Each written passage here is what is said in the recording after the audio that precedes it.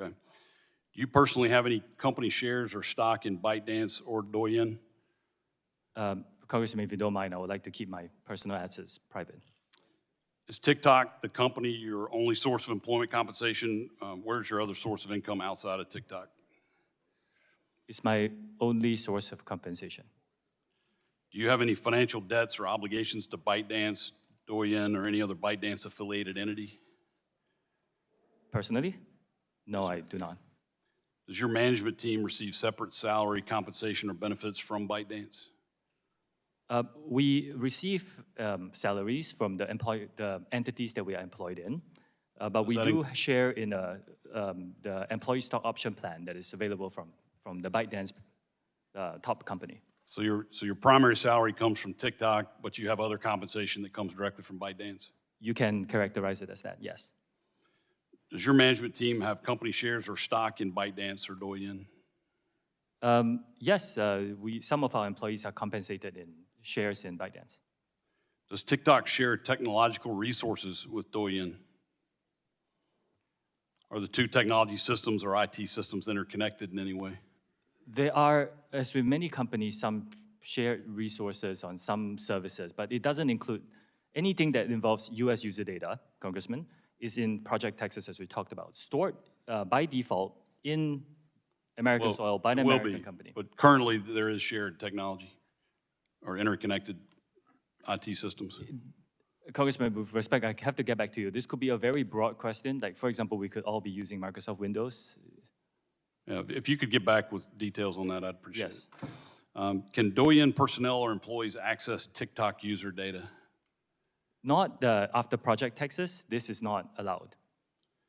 Are there employees who are employed by both Douyin and TikTok? I do not believe so.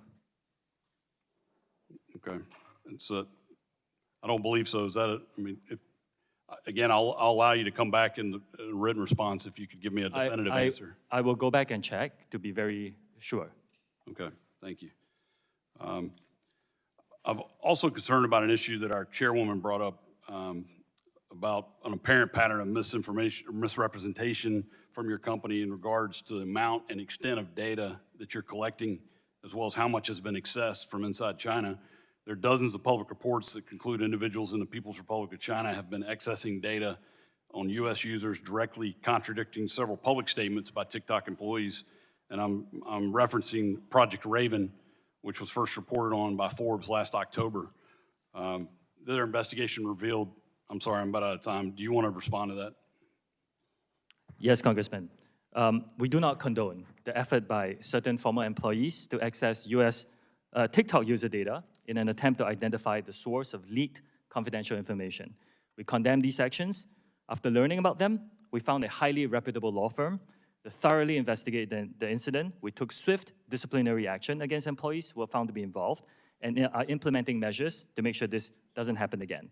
We have made this team available to you. I think they have briefed many of you in this committee very extensively, and I will continue to make them very available to you as part of our transparent commitment.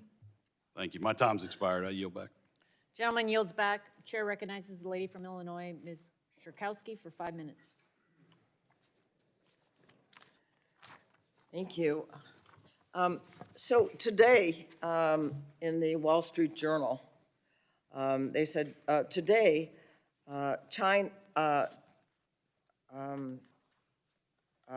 China's commerce minister said that China opposes the sale of TikTok because it would involve exporting China's technology and would, and this is the important part, and would need to be approved by the Chinese government. Would need to be approved by the Chinese government. So all of what you've been saying about the distance between TikTok and China has been said to be not true in the paper today, and I would like to see what you have to say in response. Congresswoman, I do disagree with that characterization. I think we have designed Project Texas to protect US user interests and to move forward here in the US. Again, it's the protections of storing American data on American soil by an American company, looked after by American personnel. And I do not think that our commitments to this committee and all our users is impacted by any event that you mentioned. Now, the whole discussion on this, the resolution of this is an ongoing and developing event. So we will continue to pay attention to this, and we'll get back to you when we have more specifics. So But if my it's commitment stands. Yeah. Okay, so if it's an ongoing debate, apparently with China, so it's hard to say with any certainty that China would not have any influence. But let me ask another question. Last fall, along with Gus Bilirakis, who were chair and co-chair of the subcommittee together, were told that TikTok had surveilled, was involved in surveillance of users, very personal information. And you might say, well, not more than other companies, and I agree with Ranking Member Pallone that I really don't want to go by that standard particularly, but that TikTok's in-app browser surveilled everything from Americans, including passwords and credit card numbers, et cetera. So I just want to ask you if TikTok did track and collect this sensitive data that Americans don't want to have disclosed. Congressman, thank you. I'm glad you asked this question because, like you pointed out, we actually do not believe we collect more data than any other social media company out there. A lot of these reports, and we can talk about which specific one you're talking about, a lot of them are not that accurate. Some of them we have we have actually gotten in touch with the authors to help them understand the data that we're collecting. A lot of it is speculation. This is something they could do. But if you look at the subtext, this is something that every company could do. I'm running out of time. Let me just say that if TikTok chose not to take this sensitive information that you don't need for a transaction and support our comprehensive privacy bill, that would be very helpful. The other thing I wanted to ask, so really this is a yes or no, that does TikTok share user information from companies, from parent companies, from affiliated, or send user information to overseas? In the past, yes, for interoperability purposes. Now, after Project Texas, all protected U.S. data will be stored here with the access controlled by a special team of U.S. personnel. Again, Congresswoman, this is something that, as far as I understand, no other company, including American companies, are willing to go. So maybe this is something that we can ask the industry to provide, not just us, to protect U.S. user interests. In the case of sharing information, I do want to quote from employees that you had, and here's the quote, everything is seen in China, is really what they said. People who were in touch with the sensitive data were saying that. How do you respond to that? I disagree with that statement. Well, I know you disagree with that statement, but my point is, how does that happen that employees of the company are saying that, in fact, that's not true? I cannot speak to, I don't know who this person is, so I cannot speak to what the person has or has not said. What I can say is, based on my position in this company and the responsibility that I have, that statement is just not true. Okay, unfortunately, and I'll close, I guess I'm over my time, we need to look into the facts of this, and so do you. And I yield back. Gentlelady yields back. Chair recognizes the lady from Florida, Ms. Kamek, for 5 minutes. Thank you, Madam Chairwoman. Mr. Shou, are you aware of Chinese Communist Party leader Chairman Xi Jinping's comments in May 2021 during a Communist Politburo study session where he instructed colleagues to target different countries, different audiences with short-form video? Are you aware of these comments? Yes or no? Congressman, I'm not aware of these comments. Okay. Well, and as was pointed out by Chairwoman Rogers, you have regular contact with Chinese Communist Party Secretary, Mr. Zhang Fuping, who is your boss at ByteDance, correct? No, No. no. He's Interesting. neither my boss, nor do we have frequent contact. But you have regular contact with ByteDance, With the CEO of ByteDance. who is, Mr. Zhang Fuping is the He's not. editor-in-chief. He's not the My CEO. colleague, Representative Burgess, a few minutes ago exposed that TikTok and ByteDance share legal teams. You confirmed this, correct? Our general counsel is Yes. an Yes or American lawyer, Yes. veteran of Microsoft. Also, my many years. colleague, Representative Latta, confirmed that your parent company, ByteDance, currently can access user data. Yes? We have to be more Yes. specific. Yes. After You Project say- Texas, no. I'm not asking after Project Texas, I'm asking now. Yes. Some user data is public data, Congresswoman, which So means you everybody confirm that. can search What's for it on the interesting to internet. me is that you have used the word transparency over a half a dozen times in your opening testimony and subsequently again in your answers to my colleagues. Yet the interesting thing to me is that ByteDance, your parent company, has gone out of their way to hide an airbrush corporate structure ties to the CCP, the company's founder, and their activities. You can look no further than the fact that ByteDance website has been scrubbed. In fact, we found web pages from the Beijing Internet Association, the industry association charged with Communist Party building work of internet companies in Beijing. They have been archived, but since deleted. Makes you kind of wonder why. Yes or no, ByteDance is required to have a member of the Chinese government on its board with veto power. Is that correct? No, that is not correct. ByteDance owns some Chinese businesses, and you're talking about a very special subsidiary that is Mr. for Shou, Chinese business Mr. licensing Shou, purposes. I'm going to have to move on. You've said repeatedly that there is no threat, that this is a platform for entertainment and for fun. I have to ask you then, if there is no threat to Americans, if there is no threat to our data, privacy, security, why did an internal memo from TikTok corporate headquarters explicitly coach senior management to, quote, downplay the parent company ByteDance? Why would they say downplay the China Association and downplay AI? This is from an internal memo from your company. Why, if you had nothing to hide, would you need to downplay the association with ByteDance in China? Congresswoman, I have not seen this memo. You can't What I answer can that say- question. Mr. Shou, I'd like to direct your attention to the screen for a short video, if you don't mind.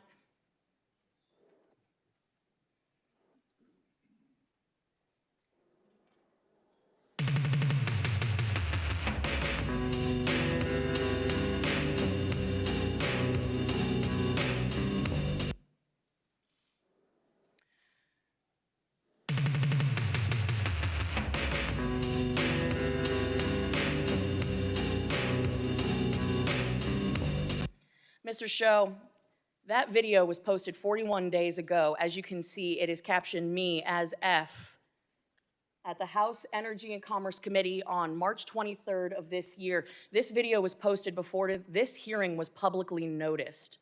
I think that's a very interesting point to raise. But more concerning is the fact that it names this chairwoman by name. Your own community guidelines state that you have a firm stance against enabling violence on or off TikTok. We do not allow people to use our platform to threaten or incite violence or to promote violent extremist organizations, individuals, or acts. When there is a threat to public safety or an account is used to promote or glorify off-platform violence, we ban the account. This video has been up for 41 days. It is a direct threat to the chairwoman of this committee, the people in this room, and yet it still remains on the platform. And you expect us to believe that you are capable of maintaining the data security, privacy, and security of 150 million Americans where you can't even protect the people in this room? I think that is a blatant display of how vulnerable people who use TikTok are. You couldn't take action after 41 days when a clear threat, a very violent threat to the chairwoman of this committee and the members of this committee was posted on your platform. You damn well know that you cannot protect the data and security of this committee or the 150 million users of your app because it is an extension of the CCP. And with that, I yield back. Can I respond, Chair? So we're going to move on. Gentlelady yields back. Chairman recognizes the lady from California, Ms. Matsui, for 5 minutes. Thank you very much, Madam Chair. And I'm really glad that we're having this very important hearing here today.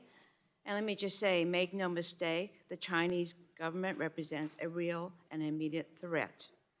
Look no further than even the vulnerable gear still in our telecom networks that needs to be ripped and replaced.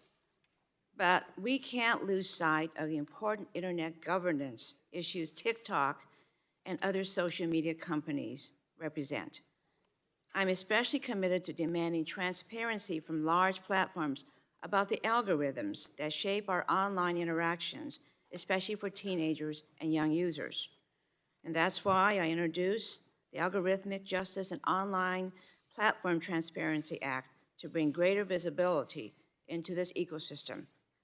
My bill would prohibit algorithms that discriminate on the basis of race, age, gender, ability, and other protected characteristics. It also would establish a safety and effectiveness standard for algorithms while requiring new forms of oversight. Now, this bill would require online platforms to publish annual public reports detailing their content moderation practices, which I believe should be a baseline requirement to enable meaningful oversight and consumer choice. Mr. Chew, just yes or no, do you believe a requirement for annual content moderation practices for social media platforms would be beneficial? Yes or no? Yes. This transparency bill would also require online platforms to maintain detailed records describing their algorithmic process for review by the Federal Trade Commission in compliance with key privacy and data identification standards. Mr. Chew, does TikTok currently maintain records describing their algorithmic processes? Yes or no? Congressman, I will need to check and get back to you on what kind of specific records you are talking about. I wait for that. Over the past few years, alarming information brought to light by whistleblowers have shown that social media companies are intimately aware of the effect their products have on young women, political extremism, and more. Despite this, they withheld those studies or declined to investigate further. In either case, it shows a pattern evasive or negligent behavior that I find concerning in the extreme. Mr. Chew, does TikTok conduct its own studies on the effect of its algorithms and content distribution models on mental health or safety? And if so, how and when are those findings made public? And if not, do you believe they are necessary? Congresswoman, we rely on external third parties and fund their research to help us understand some of these issues. For example, we worked with the Digital Wellness Lab at the Boston Children's Hospital to understand the 60-minute time limit that we put for all our under 18 users. And we are supportive of legislation that provides more funding for research, like, for example, for the NIH. Okay. Yeah. TikTok tailors its recommended content based on user activity to encourage people to spend more time on the app. While this practice is by no means unique to TikTok, given the prevalence of young users and the digestible nature of short-form video, I'm concerned about the app's tendency to exacerbate existing mental health challenges. Mr. Chew, does TikTok have different policies for amplifying content that would be related to depression or dieting versus content like gardening and sports? If yes, describe these policy differences. If no, why not?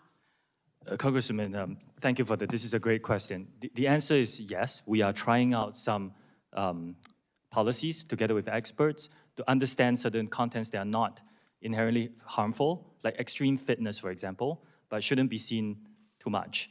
And these are models that we're building, and we are trying to understand, together with experts, how to best implement them across our platform, particularly for younger users, Okay, under so 18. Yeah. in cases where users have been engaging with potentially harmful content, I believe it's imperative that the app take steps to moderate that behavior rather than continuing to promote it. I mean, in a sense, I Very apologize. intentional about that. I wasn't clear. First, anything that is violative and harmful, we remove. What I meant to say were content that is not inherently harmful. Like some of the extreme fitness videos about people running 100 miles. It's not inherently harmful, but if we show them too much, the experts are telling us that we should disperse them more and make sure that they're not seen too regularly, especially by younger So you're very users. intentional about that then? It's something that you're We are working on it, moderate. yes. Yeah. You're working on it? Yes. Okay. I yield back. Gentle lady yields back. Chair recognizes the gentleman from Florida, Mr. Bill Rockus, for 5 minutes. Thank you, Madam Chair. I appreciate it very much. Thanks for holding this hearing. Mr. Chew, your algorithms have prioritized providing harmful content directly to children, like self-harm challenges and even suicide. Just 3 days ago, Italy opened an investigation into the TikTok over user safety concerns after the so-called French scar challenge went viral on your platform. I know you know about the blackout challenge, which others may know as the choking challenge that encourages children to bring them to the point of unconsciousness or in some cases, tragically, death. If that isn't enough, I want to share the story of Chase Naska, a 16-year-old boy from New York who tragically ended his life a year ago by stepping in front of a train. I want to thank his parents. Again, they are here. I want to thank his parents for being here today and allowing us to show this. Mr. Chew, your company destroyed their lives. Your company destroyed their lives. I admire their courage to be here and share Chase's story in the hopes that it will prevent this from happening to other families. The content in Chase's For You page was not a window to discovery, as you boldly claimed in your testimony. It wasn't content from a creator that you invited to roam the hill today, or STEM education content that children in China see. Instead, his For You page was sadly a window to discover suicide. It is unacceptable, sir, that even after knowing all these dangers, you still claim TikTok is something grand to behold. I want you to see what Chase would see. And I think if you want, again, would you share this content with your children, with your 2 children? Would you want them to see this? And again, I want to warn everyone watching that you may find this content disturbing, but we need to watch this, please. Larry tip. You got to kill yourself. Oh, word? Like right now? And then I'm gonna put a shotgun in my mouth and blow the brains out of the back of my head. Cool.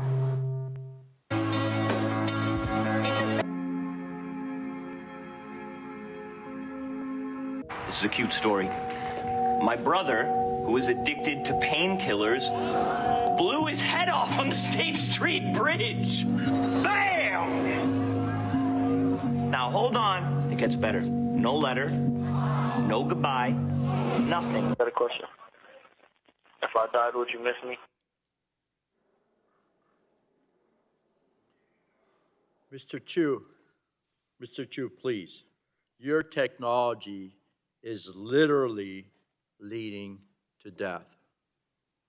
Mr. Chew, yes or no, do you have full responsibility for your algorithms used by TikTok to prioritize content to its users? Yes or no, please. Congressman, I'll just like to, if respectfully, if you don't mind, I would just like to start by saying it's devastating to hear about the news of, yes, as a father myself, this is tragic. Sir, yes or no? I'll repeat the question. Do you have full responsibility over the algorithms used by TikTok to prioritize content to its users? Yes or no, please? Congressman, we do take these issues very seriously. Yes or no? And we do provide resources for anyone who types in anything that Sir, that is suicide yes or related. no? I see you're not willing to answer the question or take any responsibility for your parents' companies, the technology, and the harms it creates. It's just very, very sad, very sad. It's very sad. This is why Congress needs to enact a comprehensive privacy and data security law to give Americans more control over their information and to protect our children. We must save our children from big tech companies like yours who continue to abuse and manipulate them for your own gain. And I'll yield back, Madam Chair. Gentleman yields back. Chair recognizes the lady from Florida, Ms. Castor, for 5 minutes. Well, thank you, Madam Chair. Colleagues, it is urgent that the Congress pass an online data privacy law that protects the personal privacy of Americans online, and particularly our kids.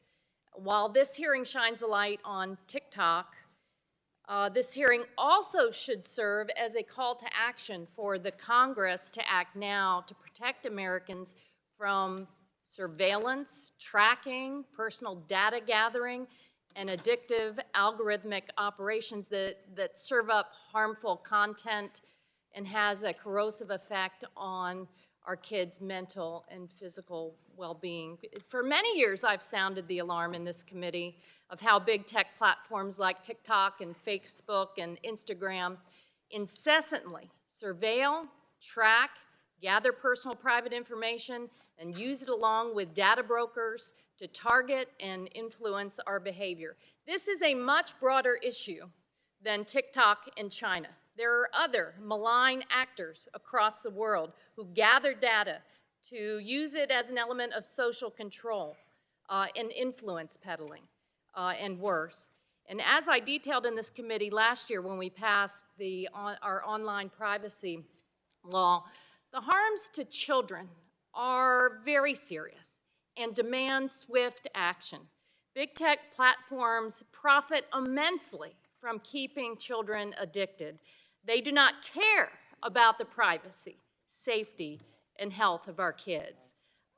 They are the modern-day tobacco and cigarette companies that for so long resisted and misled Congress. And it took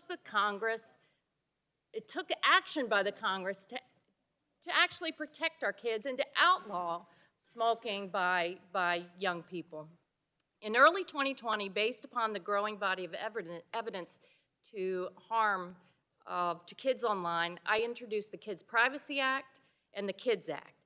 And I want to thank all of the researchers, the young people, the parents, the Surgeon General of the United States who have explained the correlation between social media usage and body dissatisfaction, disordered eating habits, anxiety, depression, self-injury, suicide ideation, and cyberbullying. Heck, Frances Haugen, the Facebook whistleblower, was right here and testified to us that Facebook and Instagram conducted research on this topic. They knew and understood the harms, but they continued to elevate profits over the well-being of children. And TikTok does the same. Last Congress, when we passed the ADPPA, the committee incorporated many of these important child online privacy and safety provisions from my bills, but we can make the 118th Congress's version of this bill, of this new law, even more protective of children, and I look forward to working with the chair and the ranking member to make that happen. Mr. Chew, TikTok has incredible sway over children in the U.S., but you don't have a very good track record. In 2019, TikTok was hit with the largest civil penalty by the Federal Trade Commission in a children's privacy case. 4 years later, TikTok still has not taken sufficient action to fix the problems. I assume because child users are incredibly profitable to your bottom line. So answer me this. TikTok allows advertisers to specifically target advertising to children aged 13 to 17, correct? Congresswoman, I do want to disagree Yes with or the no? statement that child Just- abuses are not allowed on our Just platform yes at or all. It's no? deplorable Do you conduct and do you it's not target- allowed on our do you platform. target advertising to young people aged 13 to 17? We do serve personalized Okay, thank advertising you. at this point, And but the how policies much are very money- safe for them. How much money does TikTok make selling ads targeted to minors? Congressman, can I clarify minors in what age? From just say age 13 to 17. For the teenage population, I want to clarify that we do have a under 13 experience and they have zero advertising on that platform. For And those well, that's a whole other topic. between 13 and 17, if you don't mind, I'll check into my team and get back to you on those answers. You know, TikTok could be designed to minimize the harm to kids, but a decision was made to aggressively addict kids in the name of profits. And it's our responsibility, members, to act swiftly to address this. This has gone on for too long. We've dilly-dallied too much. This committee, thankfully, we've taken responsibility and acted, but we have an enormous responsibility to act swiftly and get this bill to the floor of the House and passed into law as soon as possible. Thank you. I yield back my time. Gentlelady yields back. Chair recognizes the gentleman from Ohio, Mr. Johnson, for 5 minutes. Thank you, Madam Chair. Mr. Chew, I'm an information technology professional, been doing it for the most of my life. You've been evasive in many of your answers. I'm going to talk to you in some language that maybe you'll better understand, ones and zeros, okay? Let's talk about the Citizen Lab report. This is something your team frequently mentions in hearings as a way to exonerate yourself. For example, in the limitations section, it reads, we could not examine every source code component and test in the apps in every circumstance, which means our methods could not find every security issue, privacy violation, and censorship event. So it's an incomplete assessment. The report notes that TikTok's data collection using third-party trackers was in apparent conflict with the GDPR and that multiple themes were censored by TikTok. What is shocking to me is the shared source code between TikTok in the United States and the CCP-centered Douyin. The Citizen Labs report says that many of the functions and classes were identical and that the differences in behavior between TikTok in the United States and Douyin in China are slight changes in hard-coded values. Incredibly, specific censorship parameters from Douyin are present in TikTok, but just turned off. The authors say that for unknown reasons, the parameter variable itself is preserved. So while Citizen Lab may have been afraid to say the obvious conclusion, Mr. Chew, I am not. TikTok's source code is riddled with backdoors and CCP censorship devices. Here's the truth. In 1 million lines of code, the smallest shift from a 0 to a 1 on just one of thousands of versions of TikTok on the market will unlock explicit CCP censorship and access to American data. Mr. Chew, as CEO of TikTok, why have you not directed your engineers to change this source code? Congressman, thank you for the question. Have you directed them to change the source code? Like what we are offering and Yes my or fourth no? commitment? Have you directed them to change that source code? Congressman, if you give me a bit of time to just No, explain this. I don't. It's a yes or no question. Have you directed your engineers to change that source code? I'm not sure I understand. Why are you allowing TikTok to continue to have the capacity for censorship, and yet you claim here that you don't?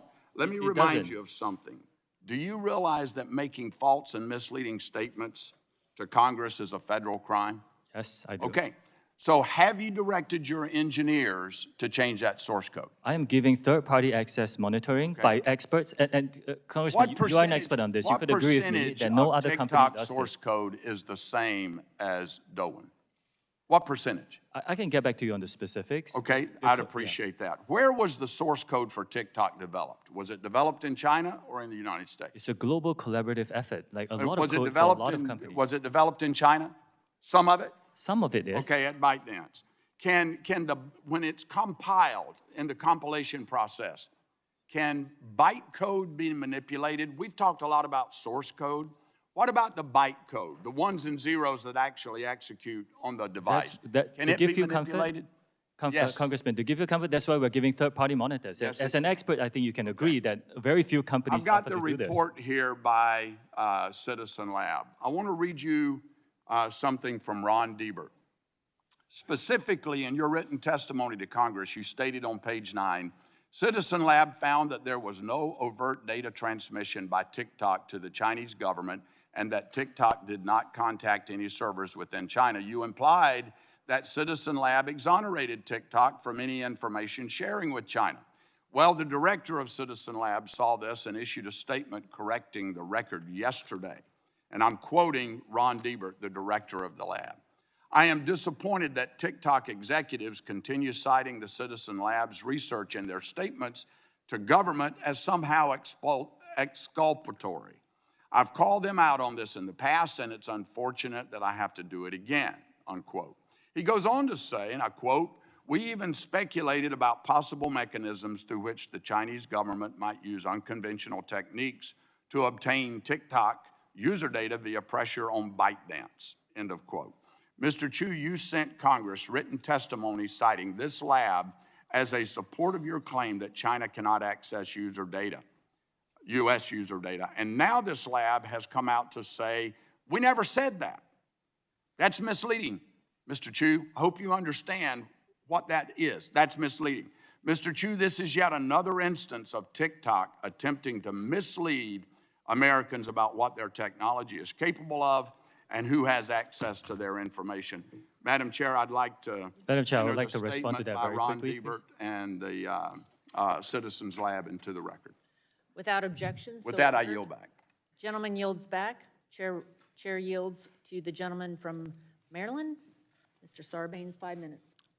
Thanks very much, Madam Chair. Mr. Chew, I'm going to pick up on a theme we've already covered here, which is the effect that your platform, along with many other social media platforms, by the way, has in terms of mental and behavioral health in this country. I won't speak to what's happening elsewhere in the world, but we've talked about the impact that it's having on children, on teens. We took some action last year in this committee to try to improve access to resources. We authorized critical programs to address mental health needs, but we need to do even more than that.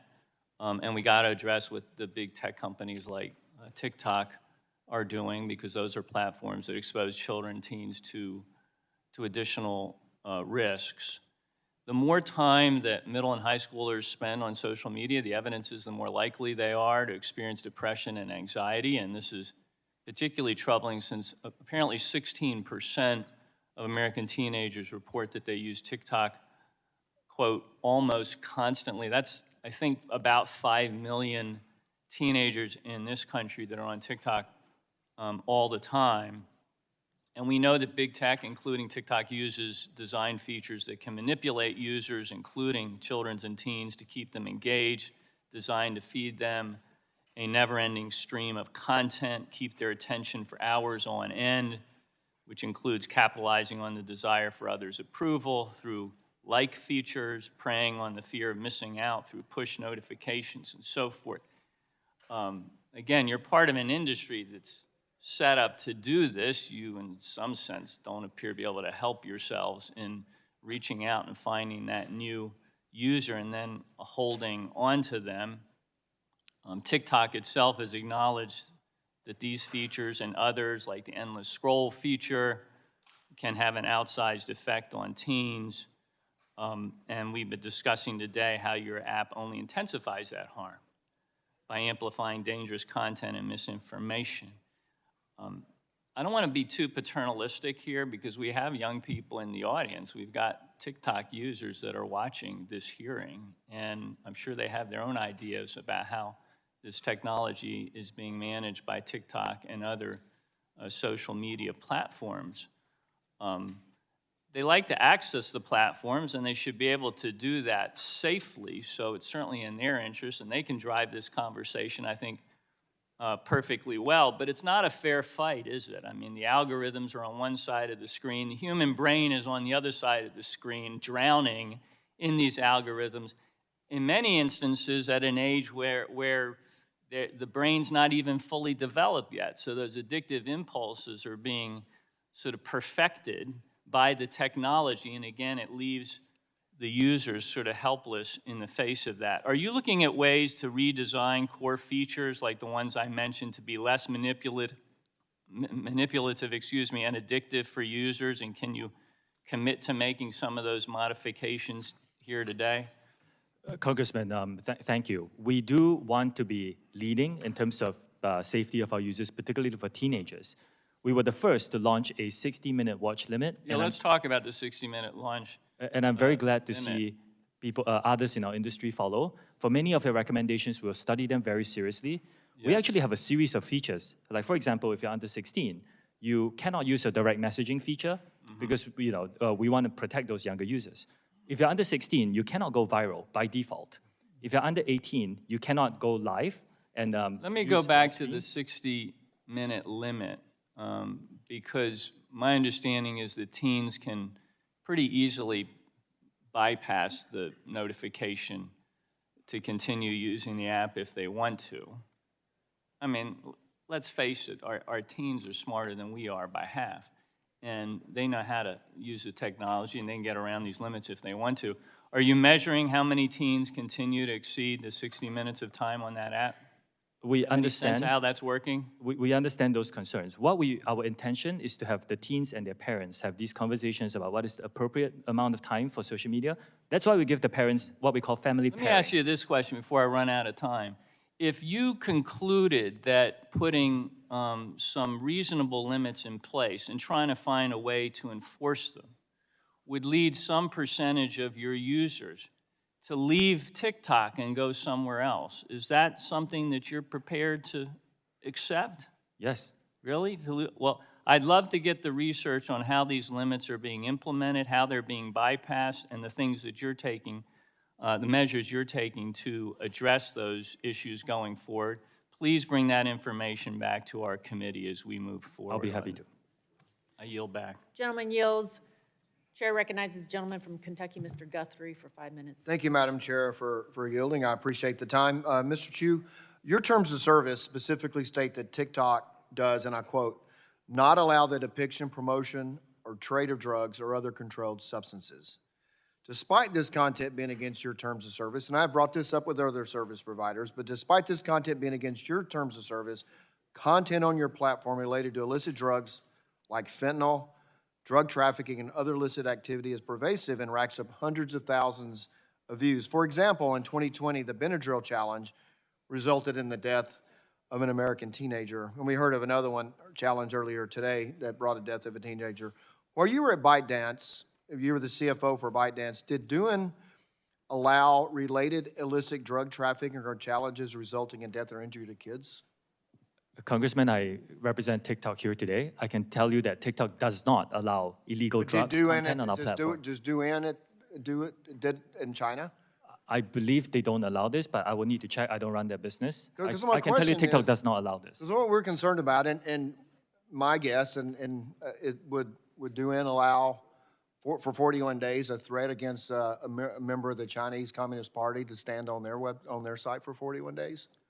Again, I cannot speak for DUN, and I'm sorry, I didn't hear the second part of what you said. Well, we had a threat against the chairman of our committee that was on your site for 41 days. My guess is that would not be allowed in China. That content is, if it's violative, I would look into the specifics, and if it violates our guidelines, it will be taken down on TikTok. Yeah, it surely appears that it does. But the problem is what I'm trying to get at is you seem to be able to prevent this content in China, but so not even taking it down, just prevent it from being posted, and yet it's on your website. So I have a couple of questions about, you said earlier, as soon as you find this information, you take it down. So how quickly does your algorithm detect keywords or content that involve illicit drug trafficking before these posts are self-reported or used by others? We have about 40,000 people working on this now, together with the machines that we train. I don't think any company in our industry can be perfect at this. This is a real big challenge for our industry, but our goal is to get any violative content, including illegal drugs, down to a very, very small number. That's the problem. When we have these hearings, we have CEOs of different companies and of your colleagues and competitors, and we always hear apologies, and we always hear, we want to do better at this, but it just doesn't seem to keep improving, and we still hearing stories of our children, and obviously this has been talked about today. So how many posts and accounts have been identified and removed from TikTok due to content posted related to illicit drugs or other controlled substances? Congressman, we do publish that in a transparency report. I can get my team to get the information to yours. Thank you, I appreciate that. Also, we understand that the way that people use TikTok or other platforms similar to yours is that they ensure flagged user content isn't permitted to jump from. So my question, so what we've heard is that the instances the users see a drug advertisement and then give a code to go to another site. So my question is, do you work with other platforms to ensure flagged user content isn't permitted to jump from one platform to others? I will check with my team. I would love to work with our industry to make sure that we stamp out these problems. You know, violative content should not be allowed on any platforms, in my opinion. Well, so what's kind of frustrating to all of us here is that we look at what's happening on your sites and others, and particularly that we know, because we've done a research, that you can't have access to illicit drug information or others on Douyin, which is a sister company, as you say, in China. And so it absolutely, if you can prevent it on one and not the other, you obviously have the ability to stop it from moving forward, and yet you don't. Would you like to expand how one of your sister companies can prevent that and you not? I know you don't represent Douyin, but they don't allow it, but it happens on your platform. What's the difference? First of all, the majority of the content on TikTok is fun, entertaining, informative, and very positive for our users. Like other companies that operate in this country, we have to deal with some bad actors who come and publish some content on illegal drugs, other. The bad actors don't seem to be able to access Douyin. The TikTok US experience should be compared to other US companies because this is a common challenge. But your parent company has the technology to prevent it because you prevent it in China, but you can't prevent it here. What's the difference? That's why I'm asking. Oh, Congressman, there is no technology that is perfect in doing this. We have to deal with the reality of the country that we're operating in. And here in the United States, as with other companies, we share this challenge. We are investing a lot to address the challenge, but we are, it's a shared challenge. But you invest a lot seem to be able to address it in China, but not here. Again, I think the comparison has to be within the single country. We face the same set of challenges here in the US. What's the difference? I'm sorry, I'm out of time, but what's the difference in China and here? Let me give you an example, Congressman. In my home country, Singapore, there is literally almost no illegal drug content because Singapore has very strict drug laws. Thank you. My time's expired, now yield back. Gentleman yields back. Chair recognizes the gentleman from New York, Mr. Tonko, for 5 minutes. Thank you, Madam Chair. I'm concerned that TikTok's algorithm preys on vulnerable people, including those struggling with addiction, eating disorders, and other mental health conditions. The platform is designed to push content to users that will watch more frequently and for longer periods of time. Unfortunately, for many people suffering from certain mental health disorders, videos that reinforce their fears or negative self-image are more engaging. On top of that, TikTok has received sensitive patient health information and records of browsing activity from multiple telehealth companies like BetterHelp, and Cerebral. People's personal struggles should not be fuel for TikTok's profits. People should be able to seek help to address serious medical concerns without being afraid that their information will be shared with social media companies trying to push more products, services, or content at them. So, Mr. Chew, will TikTok continue to get information from third parties on its users' health, including their mental health, yes or no? We will continue to work with experts, yes, if that's the question, to identify these issues. Will you continue to get information from these third parties, including their mental health, yes or no? Congressman, I'm sorry, I may not understand your question. If your question is if I'm working with them on these issues, the answer is yes. It's not the question, it's will you continue to get information from these third parties on its users' health? Get information. We do not get any user health information from third parties, Congressman. You have talked a lot about user privacy and safety. Will you commit here today to no longer using data about users' health, particularly their mental health, to push them content or sell ads? Yes or no? We take our users' mental health very seriously. Yes or no? As far as I'm aware, we don't do that, Congressman. It's not what the... So the answer is no, you will no longer use data about users' health. TikTok systematically exploits users' anxieties by pushing alarming and distressing content onto their For You page. For example, in May of 2022, the LA Times found that some pregnant users searching for information about their pregnancies on TikTok were then shown information about miscarriages, stillbirths, and delivery room traumas. Your company knows that distressing content can have the perverse effect of feeding user engagement. And for TikTok, engagement means money. In the course of a week, what percentage of content that a user sees is considered potentially harmful or distressing content? Congressman, we work with a lot of experts on this. Even before we set the 60-minute time limit for under 18s, if you spend too much time on our platform, you can try it. If you spend too much time, we will actually send you videos to tell you to go out and get some air and get off the platform. What percentage of content that a user sees is considered potentially harmful? I will need to follow up with my team and get back to you on that, if that's okay. Ballpark. I will need to follow up with my team. So are teenagers in particular shown more distressing content? The opposite is true. We actually put in more restrictions to make sure that our teenagers get a better experience. Are expectant or new parents shown more distressing content? I know of many parents, including one I met recently, who actually use our platform to find communities, to connect with other parents and learn a lot more. I've heard amazing stories of creators who have difficulties, and Reclaiming my time. Are individuals with eating disorders shown more distressing content? We do not, we remove all content that glorifies eating disorders, and we have worked with experts to look at certain certain content that may not inherently be harmful, like diet trends, and make sure that we disperse them more throughout our algorithm. What about those with mental health issues? Are they given more distressing content? If a user searches, words that expresses mental health issues, we actually redirect them to a safety page. Like, for example, if you, I don't know if I should say this in public, if you search, I want to die, we will redirect you to a safety page, for example. So what about those suffering from addiction? Are they given more distressing content? I'm sorry, Congressman, I missed that question. Those suffering from addiction, are they given more distressing content? I missed the first few words, I apologize. What about those suffering from addiction? Are they given more distressing content? Those suffering from addiction. Addiction. Do you mean drug addiction or? Yes, or any order of addiction. If people search for content, and you can try on a variety of subjects, we will actually direct you to a safety page to give you more resources. And a lot of recovering addicts have actually found the communities on TikTok, and it's really helped them, find their voices and the community and the courage to really overcome their addiction. I personally have heard stories of that. Well, I appreciate your answers, but I was looking for yes or no, and we did not get those. And again, I think the more that they watch this distressing content, the more profit TikTok makes, and that's distressing. Gentleman yields back. Chair recognizes the gentleman from Michigan, Mr. Wahlberg, for 5 minutes. Thank you, Madam Chair, and we're glad that you're here, Mr. Chew.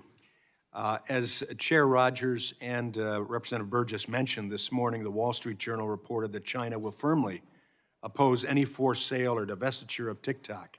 And this is based not on conjecture, but it's based on comments provided by the official spokesperson at the Ministry of Commerce, who said that any TikTok sale or spinoff would amount to a technology export and would have to adhere to Chinese law and approval. This spokesperson was quoted as saying the Chinese, and I quote, the Chinese government will make decisions according to the law. The Chinese government. Mr. Chew, do you agree with this official? Yes or no? Congressman, I cannot speak on behalf of a Chinese government official. Do you agree with that official? We will need to look at this because Project Texas is designed to move forward here in the United States, and we are not discussing this, so I don't have specifics. Your company is valued at upwards of $50 billion and has been on the verge of forced sale or ban for 3 years at least, correct? Do you expect this committee to believe you haven't already discussed this scenario with your team? And you should have an answer to this, yes or no, I agree with the Communist Party, or I don't agree with the Communist Party.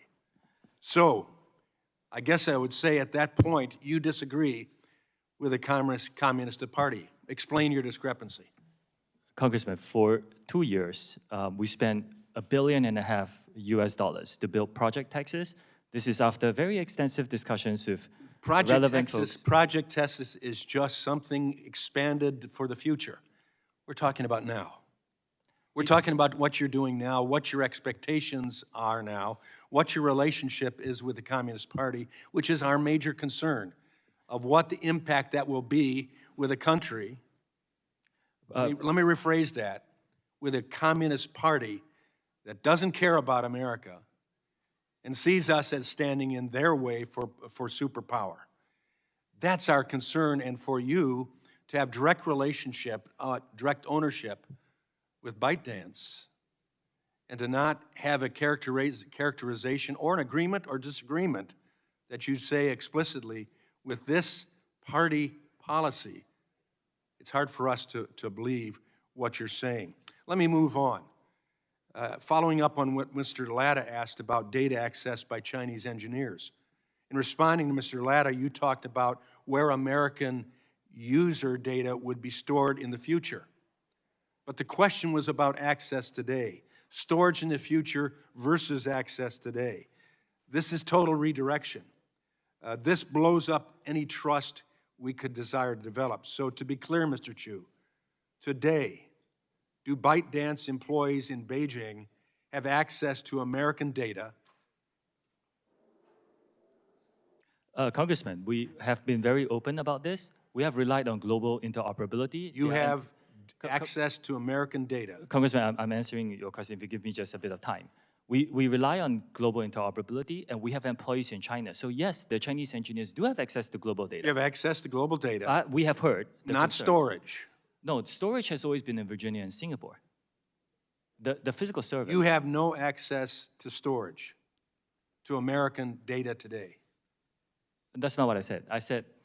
So you do have access to American data, and you have storage of American data. The American data has always been stored in Virginia and Singapore in the past. And access of this is on an as-required basis by our engineers globally. By engineers for business purposes. By engineers? This is a private ByteDance? ByteDance. The Communist Party? No.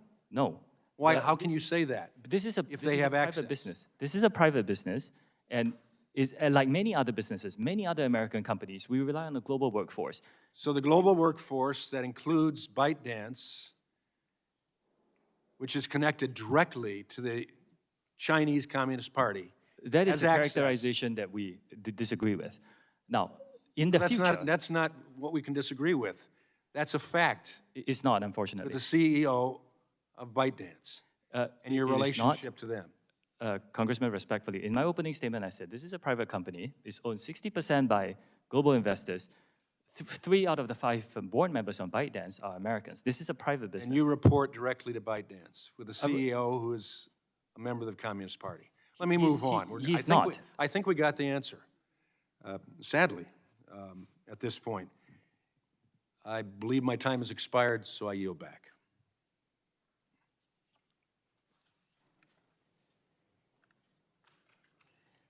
Gentleman yields back. Chair recognizes Ms. Clark for 5 minutes. Thank you, Chairwoman Rogers. Thank the ranking member, Pallone, for holding today's hearing.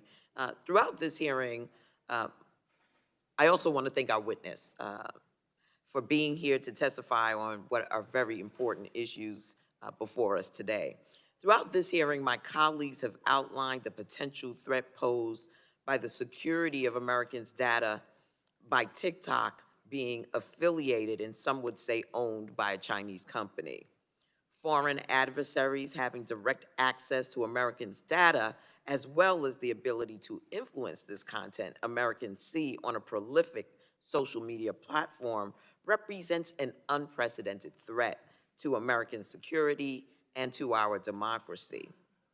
However, the problems of social media platforms, content moderation, algorithmic discrimination, and safety are neither new nor unique to TikTok. Mr. Chew, I share the concerns raised by my colleague, Congresswoman Matsui, related to algorithms. I believe that without mitigation against bias, platforms will continue to replicate, exacerbate discrimination that is illegal under civil rights law, as well as exclude important dialogue about sensitive topics like race from occurring on the platform. For example, I was disturbed by reports that TikTok content moderation algorithm flagged words like Black or Black Lives Matter as inappropriate content.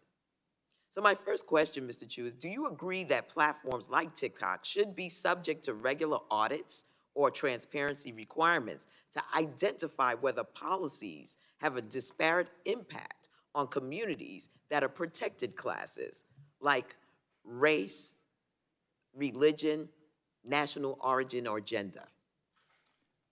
I think, Congresswoman, I think platforms should be very transparent on what they do there and disclose a lot of information. We can get back on the specifics of what we mean by an audit, but I do agree very strongly that platforms should be very transparent, and it's a commitment that we're giving to this committee and all our users, that our platform will be a place of freedom of expression. We embrace all diverse points of view, all ethnic minorities. You can come and say whatever you want, as long as you don't violate the rules of safety that were put in place. And we also commit to be free of all and any government manipulation. So I think I'm in strong agreement with a lot of what you said.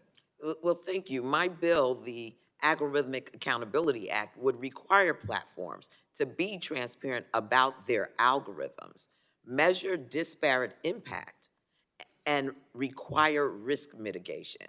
It is vital that the diverse culture of the United States is reflected online, but I'm concerned the algorithms and content moderation practices employed by TikTok are ignorant to the fundamental diversity while also failing to remove content that is harmful, like child sexual abuse material, hate speech, or domestic terrorism content. My next question to you is, it's my understanding that users must be in good standing to be eligible for compensation from TikTok's Creator Fund. For example, they can't have violated community guidelines. Is this correct? There are some details there, but directionally, yes. If TikTok's algorithm is flagging content incorrectly, resulting in creators violating community guidelines when in fact they have not, those creators would not be eligible to receive compensation under the Creator Fund, correct? We do have an appeals process. You have an appeals process, okay. Yes, In my view, if TikTok employs algorithms that disproportionately remove content from Black creators, it disproportionately silences and excludes Black creators from compensation opportunities. And this problem happens in parallel to the lack of adequate recognition, attribution, and compensation to Black creatives for their content. The exploitation, cultural misappropriations, the erasure of Black creatives' ownership of their fashion, art, and media is nothing new. We need transparency, accountability, and bold action to mitigate against misinformation, bias, and exclusion of certain communities from the opportunities present on platforms like TikTok. So let me just say this. I'm concerned about transparency. I am concerned about algorithmic accountability. And I'm not clear that your organization holds those values. So I want to ask that you take a look at this because this is all part and parcel of what we're concerned about with respect to social media platforms and the misappropriation, the ways in which those algorithms can discriminate within the context of the social media platform. With that, Madam Chair, I yield back. Congresswoman, is it okay if I just very quickly respond? This is a very important topic. Unfortunately, we only have 4.5 hours with you, and I'm going to try to get to every member, so we're going to keep going. It is very important. I would love to follow up. There will be other opportunities. The lady yields back. Gentleman from Georgia, Mr. Buddy Carter, is recognized for 5 minutes. Thank you, Madam Chair. Mr. Crew, welcome to the most bipartisan committee in Congress. We may not always agree on how to get there, but we care about our national security. We care about our economy, and we sure as heck care about our children. We sure do. And that's why you're here today, because 2/3 of all the youth in our country are on on your app. They spend an average of 95 minutes on your app. And you know, research has shown that TikTok is the most addictive platform out there.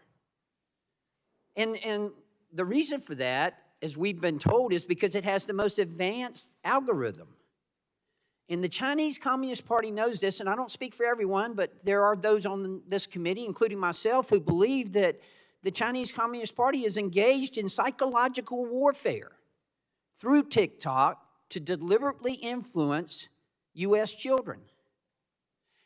You know, you see behind me, if you look behind me, Mr. Crew, you see some of the challenges that we've seen on TikTok. You know about them. You know about the milk crate. You know about the blackout challenge. You know about the NyQuil chicken challenge, the Benadryl challenge, the Dragon's Breath liquid nitrogen trend, or the challenge that promotes car theft. I want to ask you, as I understand it, there's a sister app in China, Douyin. I'm sorry if I'm butchering the pronunciation. Do they have these same things over there? Do they have these kind of challenges in China? Congressman, I'm really glad you asked this question. Do they, yes or no? I'm not sure because... Yeah, whoa, come on now. You're not sure? I really am not sure. Remember, you took the chair lady, she said you got to tell the truth, okay? Do you know whether they have these kind of challenges like this over in China? Because it's my understanding they don't. I'm not sure because I spend my energies running TikTok. And you don't look at any of your other competitors or look at anything similar to yours. So you don't know whether they have. They don't have this over in China. I did. We have it here, but they don't have it here. And that's why I'm asking you this. Why is it that TikTok consistently fails to identify and moderate these kinds of harmful videos? Why is it? Why is it that you allow this to go on? We've already heard, God bless you, from parents who are here with us, who have lost children. I submit to you, everybody up here cares about the children of this country. Tell me why.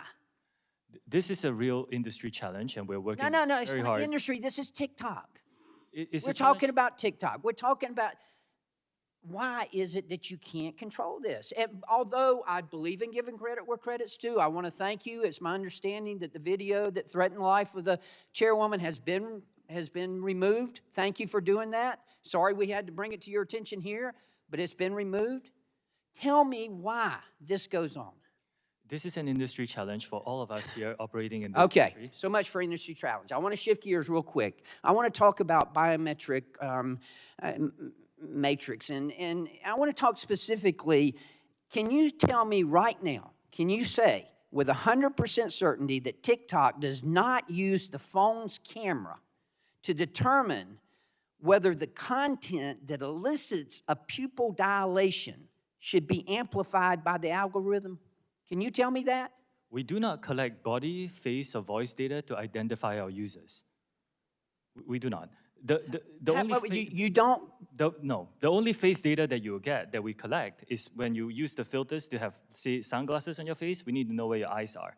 And why do you need to know what the eyes are if you're not seeing if they're dilated? And that data is stored on your local device and deleted after use if you use it for facial. Again, we do not collect body, face, or voice data to identify our users. I find that hard to believe. It's our understanding that they're looking at the eyes. How do you determine what age they are then?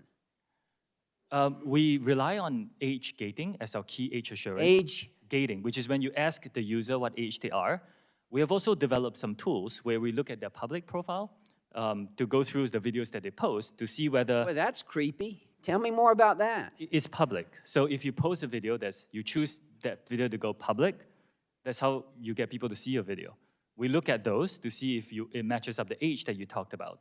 Now, this is a real challenge for our industry because privacy versus age assurance is a really big problem. Look, you keep talking about the industry. We're talking about TikTok here. We're talking about children dying. Do you know how many children have died because of this? Do you have any idea? Can you tell me? Congressman, again, it's heartbreaking. Can you tell me how many children in America have died because of challenges like this? The majority of people who use our platform use it for positive experiences. That's not what I ask you. I ask you, tell me the number of children, of U.S. children who have died because of these challenges. Congressman, again, the majority of people who come on our platform get a good I'm experience. not talking about the majority of children. I want to know a number. Dangerous challenges are not allowed on our platform. If we find them, we will remove them. We take this very seriously. Obviously, you found one today and you removed it. We had to bring it to your attention, and I know I'm out of time. Thank you for being here. Welcome again to the most bipartisan committee in Congress. Gentleman yields back. We will now take a brief recess and resume in 10 minutes. The committee stands in recess.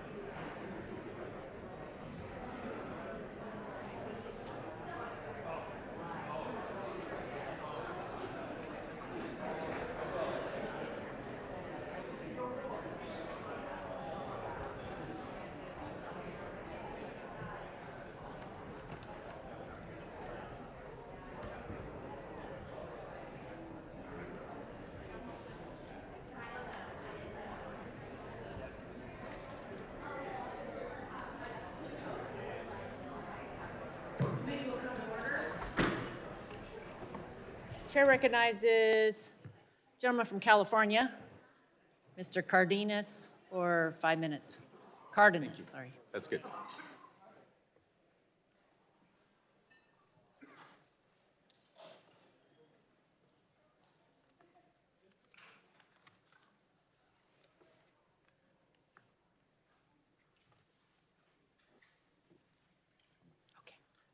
Thank you, Madam Chairwoman.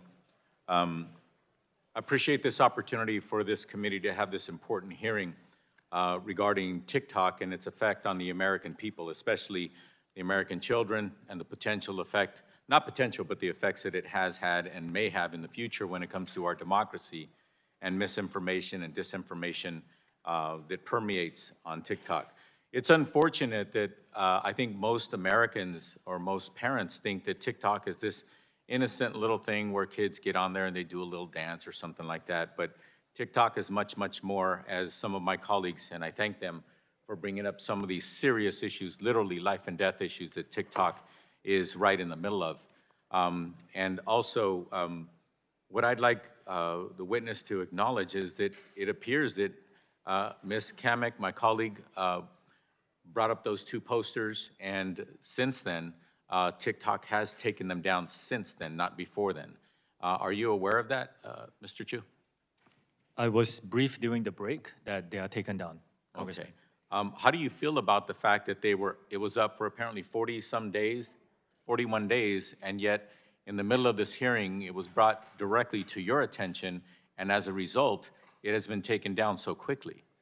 It goes to show the enormous challenge that we have to make sure that although the vast majority of our users come for a good experience, we need to make sure that bad actors don't post violative Yes, content. and the way, Mr. Chew, that you can make sure is that you can make sure that you choose to invest more resources, more money into more ability to pull down damaging and deadly information from your platform. Are you investing more and more and more every day into bringing down that kind of content? That's my question. Are you? Yes, and I'm committed to investing more in this regard to stay on top of the growth. Right here in the United States, many, many languages are used and spoken. For example, TikTok in the United States is being used in many languages. Specifically, when it comes to Spanish language, are you dedicating more resources today than you did months ago, years ago, on making sure that you are combing through that content to make sure that if content is dangerous or damaging or deadly, that you are bringing it down as quickly as possible? Yes, we are investing in more Spanish language content moderation, and yes, we will, once we identify violative content, we'll take it down as soon as possible. Thank you. And your testimony today isn't the only opportunity for you to commit to answering questions to this committee, so I'd like you to forward to this committee. Again, I'm not asking for trade secrets, but I would like to get some semblance of understanding as to how much you are investing with the number of bodies, the number of people, the number of resources in making sure that you are investing more in pulling down content that is either deadly or dangerous on your platform. Can you forward that to the committee? I will check with my team and get back to you on this, Congressman. Thank you very much. Appreciate that opportunity. As was mentioned earlier, it might sound a little funny, but you have, in fact, been one of the few people to unite this committee, members, Republicans and Democrats, to be in agreement that we are frustrated with TikTok. We're upset with TikTok. And yes, you keep mentioning that there are industry issues that not only TikTok faces, but others. You remind me a lot of Mike Zuckerberg. When he came here, I said to my staff, he reminds me of Fred Astaire, good dancer with words. and you are doing the same today. A lot of your answers are a bit nebulous. They're not yes or no. So I'd like to ask you a question. Yes or no? Is your revenue going up at TikTok month over month or year over year? Yes, our revenue is going up Okay. year over year. And with that, some of the answers I'd like you to forward this committee is, are you investing more and more money into making sure that content that is dangerous and or deadly, you're investing more and more resources in that aspect of your expenditures and your commitment to your users and to your organization? Yes, I commit to that, and we are investing more, and we will continue to do that. Okay. My last question is this. Are you a Chinese company? TikTok is a company that's now headquartered in Singapore and Los Angeles. Okay. We are not available in mainland China. Our users are in other countries around the world. Okay. Is there a corporation that has any authority above TikTok? TikTok is a subsidiary of ByteDance, which is founded by a Chinese founder. Yes. And ByteDance is a Chinese company? Well, ByteDance owns many businesses that operate in China. Is it or is it not a Chinese company? Congressman, the way we look at it, it was founded by Chinese No. I'm not asking you how you look at it. Fact, is it a Chinese company or not? For example, Dell is a company, it's an American company. They have activities all over the world. Is it a Chinese company? I frequently have these discussions with others on what is a company that is now global. That's okay. I prefer you answer the question and stop dancing verbally on it. Madam Chair, my time has expired. Thank you very much. Gentleman yields back. Chair recognizes the gentleman from California, Mr. Obernolte. Well, thank you very much, Mr. Chew. It's nice to see you again. If I could just bring us back up to 30,000 feet for a second, I just want to talk about what we're afraid of here, what we fear might happen. Social media companies, and TikTok is not unique in this, gather a tremendous amount of user data and then use powerful AI tools to use that data to make eerily accurate predictions of human behavior and then seek to manipulate that behavior. And that's something that it's not just TikTok, it's all our social media companies that are doing this. Ultimately, the solution is to enact comprehensive federal data privacy legislation that will prevent that kind of behavior, or at least allow users to consent to it. And that's, I know, something that the chair is working on, the ranking member. I hope that this committee will act on that this year. The specific concern here, though, as regards TikTok, is that this type of capability falling into the hands of foreign countries is something that has national security implications, and that's why Congress is getting involved on this issue. So I know that you have proposed Project Texas in an effort to alleviate these fears. So I wanted to ask some specific technical questions about Project Texas and the way that you believe that it will solve this problem. So one of the things that you've said in your testimony is that part of Project Texas will have engineers at Oracle going through the source code for TikTok. How large is that code base?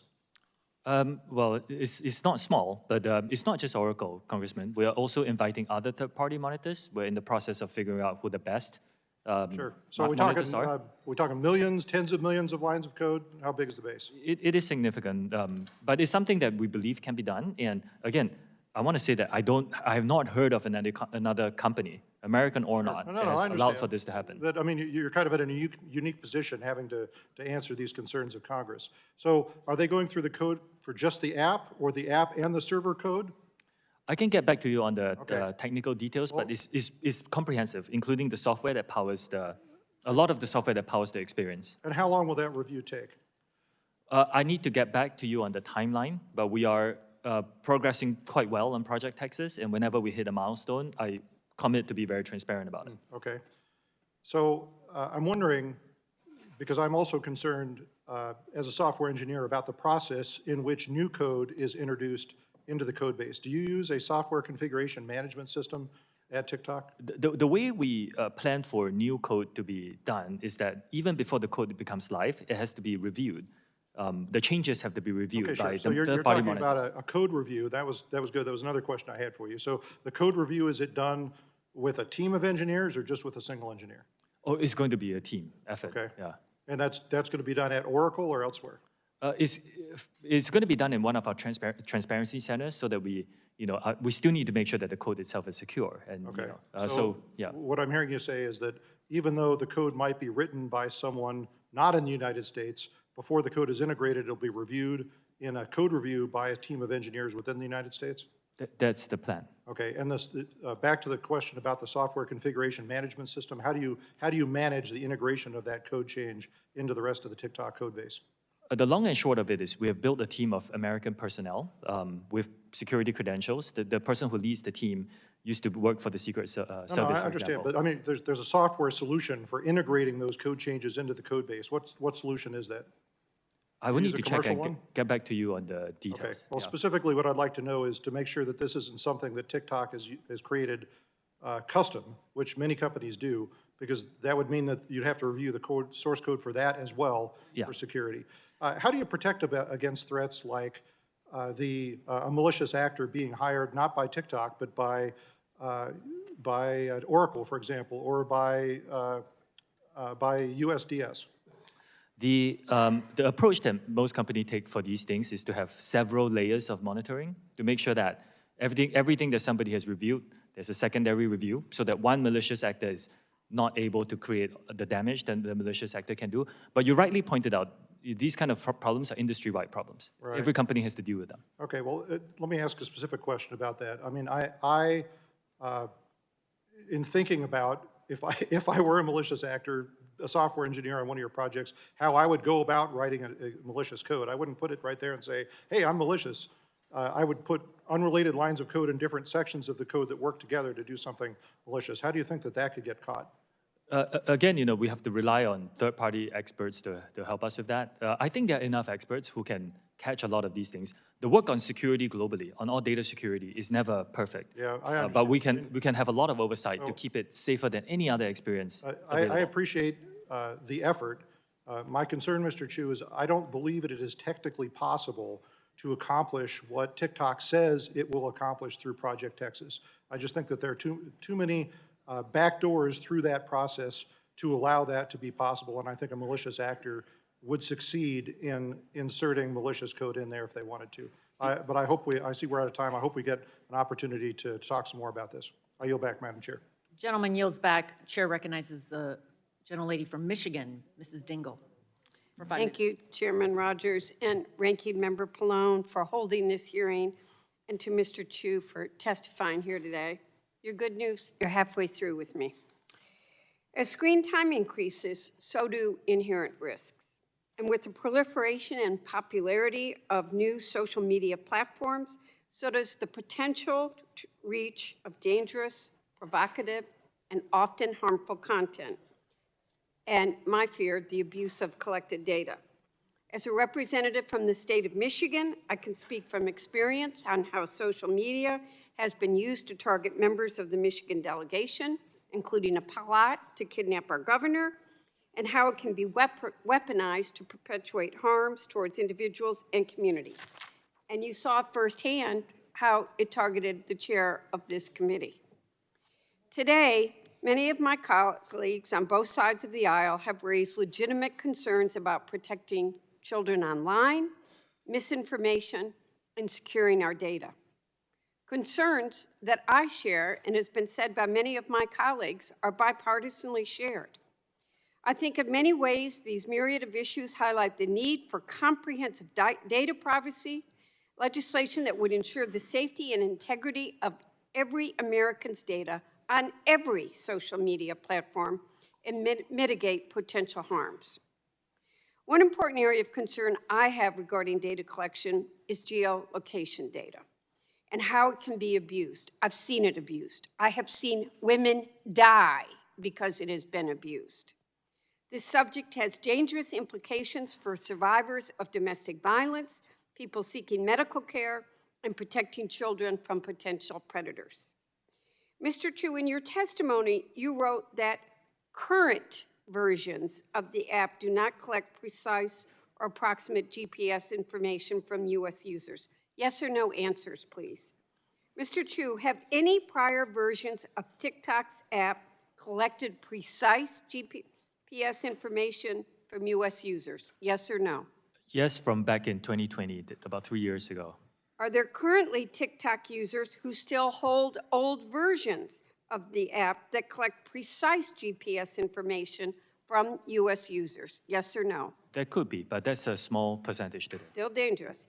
Has TikTok at any time fed precise GPS information collected from U.S. users into algorithms to serve user ads? Yes or no?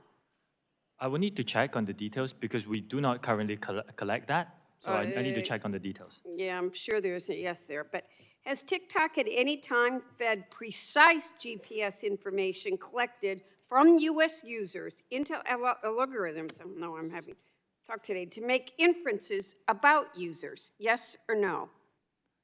I'm not sure of the specifics. I'd like answers, yes or no, after this. Has TikTok at any time sold precise GPS information collected from U.S. users? Yes or no? We do not sell data to data brokers, if that's the question. And you've never done that? I do not believe so. Has TikTok at any time sold or shared with third parties or algorithmic inferences that were made using, in part or in whole, precise GPS information collected from U.S. users? Yes or no? Congressman, I need to check on these specifics. What I can tell you is right now we do not collect precise GPS location data in the United States. All right. Does TikTok still use inferences that were made using, in part or in whole, precise GPS information collected from U.S. users? I'm sorry, would you repeat that? Does TikTok still use inferences that you've gained that were made using, in part or whole, precise GPS information collected from U.S. users in your algorithms? That will be a very technical question. I will have to check and get back to you. Has TikTok at any time provided the Chinese government with either precise GSP information collected from U.S. users or inferences made from that data? That I can give you a straight no. Mr. Chew, even if Congress were to ban TikTok, I'm concerned that China or others would still have access to U.S. consumer data by purchasing it through data brokers. Will you commit not to sell any of TikTok's data to data brokers now or in the future? We do not do that. We do not sell data to data brokers now. Will you commit to not do it in the future? There are certain members of our industry who do this. I think this has to be broad legislation to help us, the whole industry, address this problem. I think I'm out of time. Thank you, Madam Chair. I'll yield back. Gentlelady yields back. Chair yields 5 minutes to the gentleman from Alabama, Mr. Palmer. Thank you. When the Chinese Communist government bought a share of ByteDance, it's been described as the Chinese Communist government's way of quieter form of control, and that companies have little choice in selling a stake to the government if they want to stay in business. And what I'd like to know is when the Chinese Communist government moved to buy shares of ByteDance, were you informed beforehand, yes or no? No. Okay. Congressman ByteDance... were you or anyone with TikTok asked for your opinion about the sale of shares of ByteDance to the Chinese Communist government? Yes or no? This hasn't happened.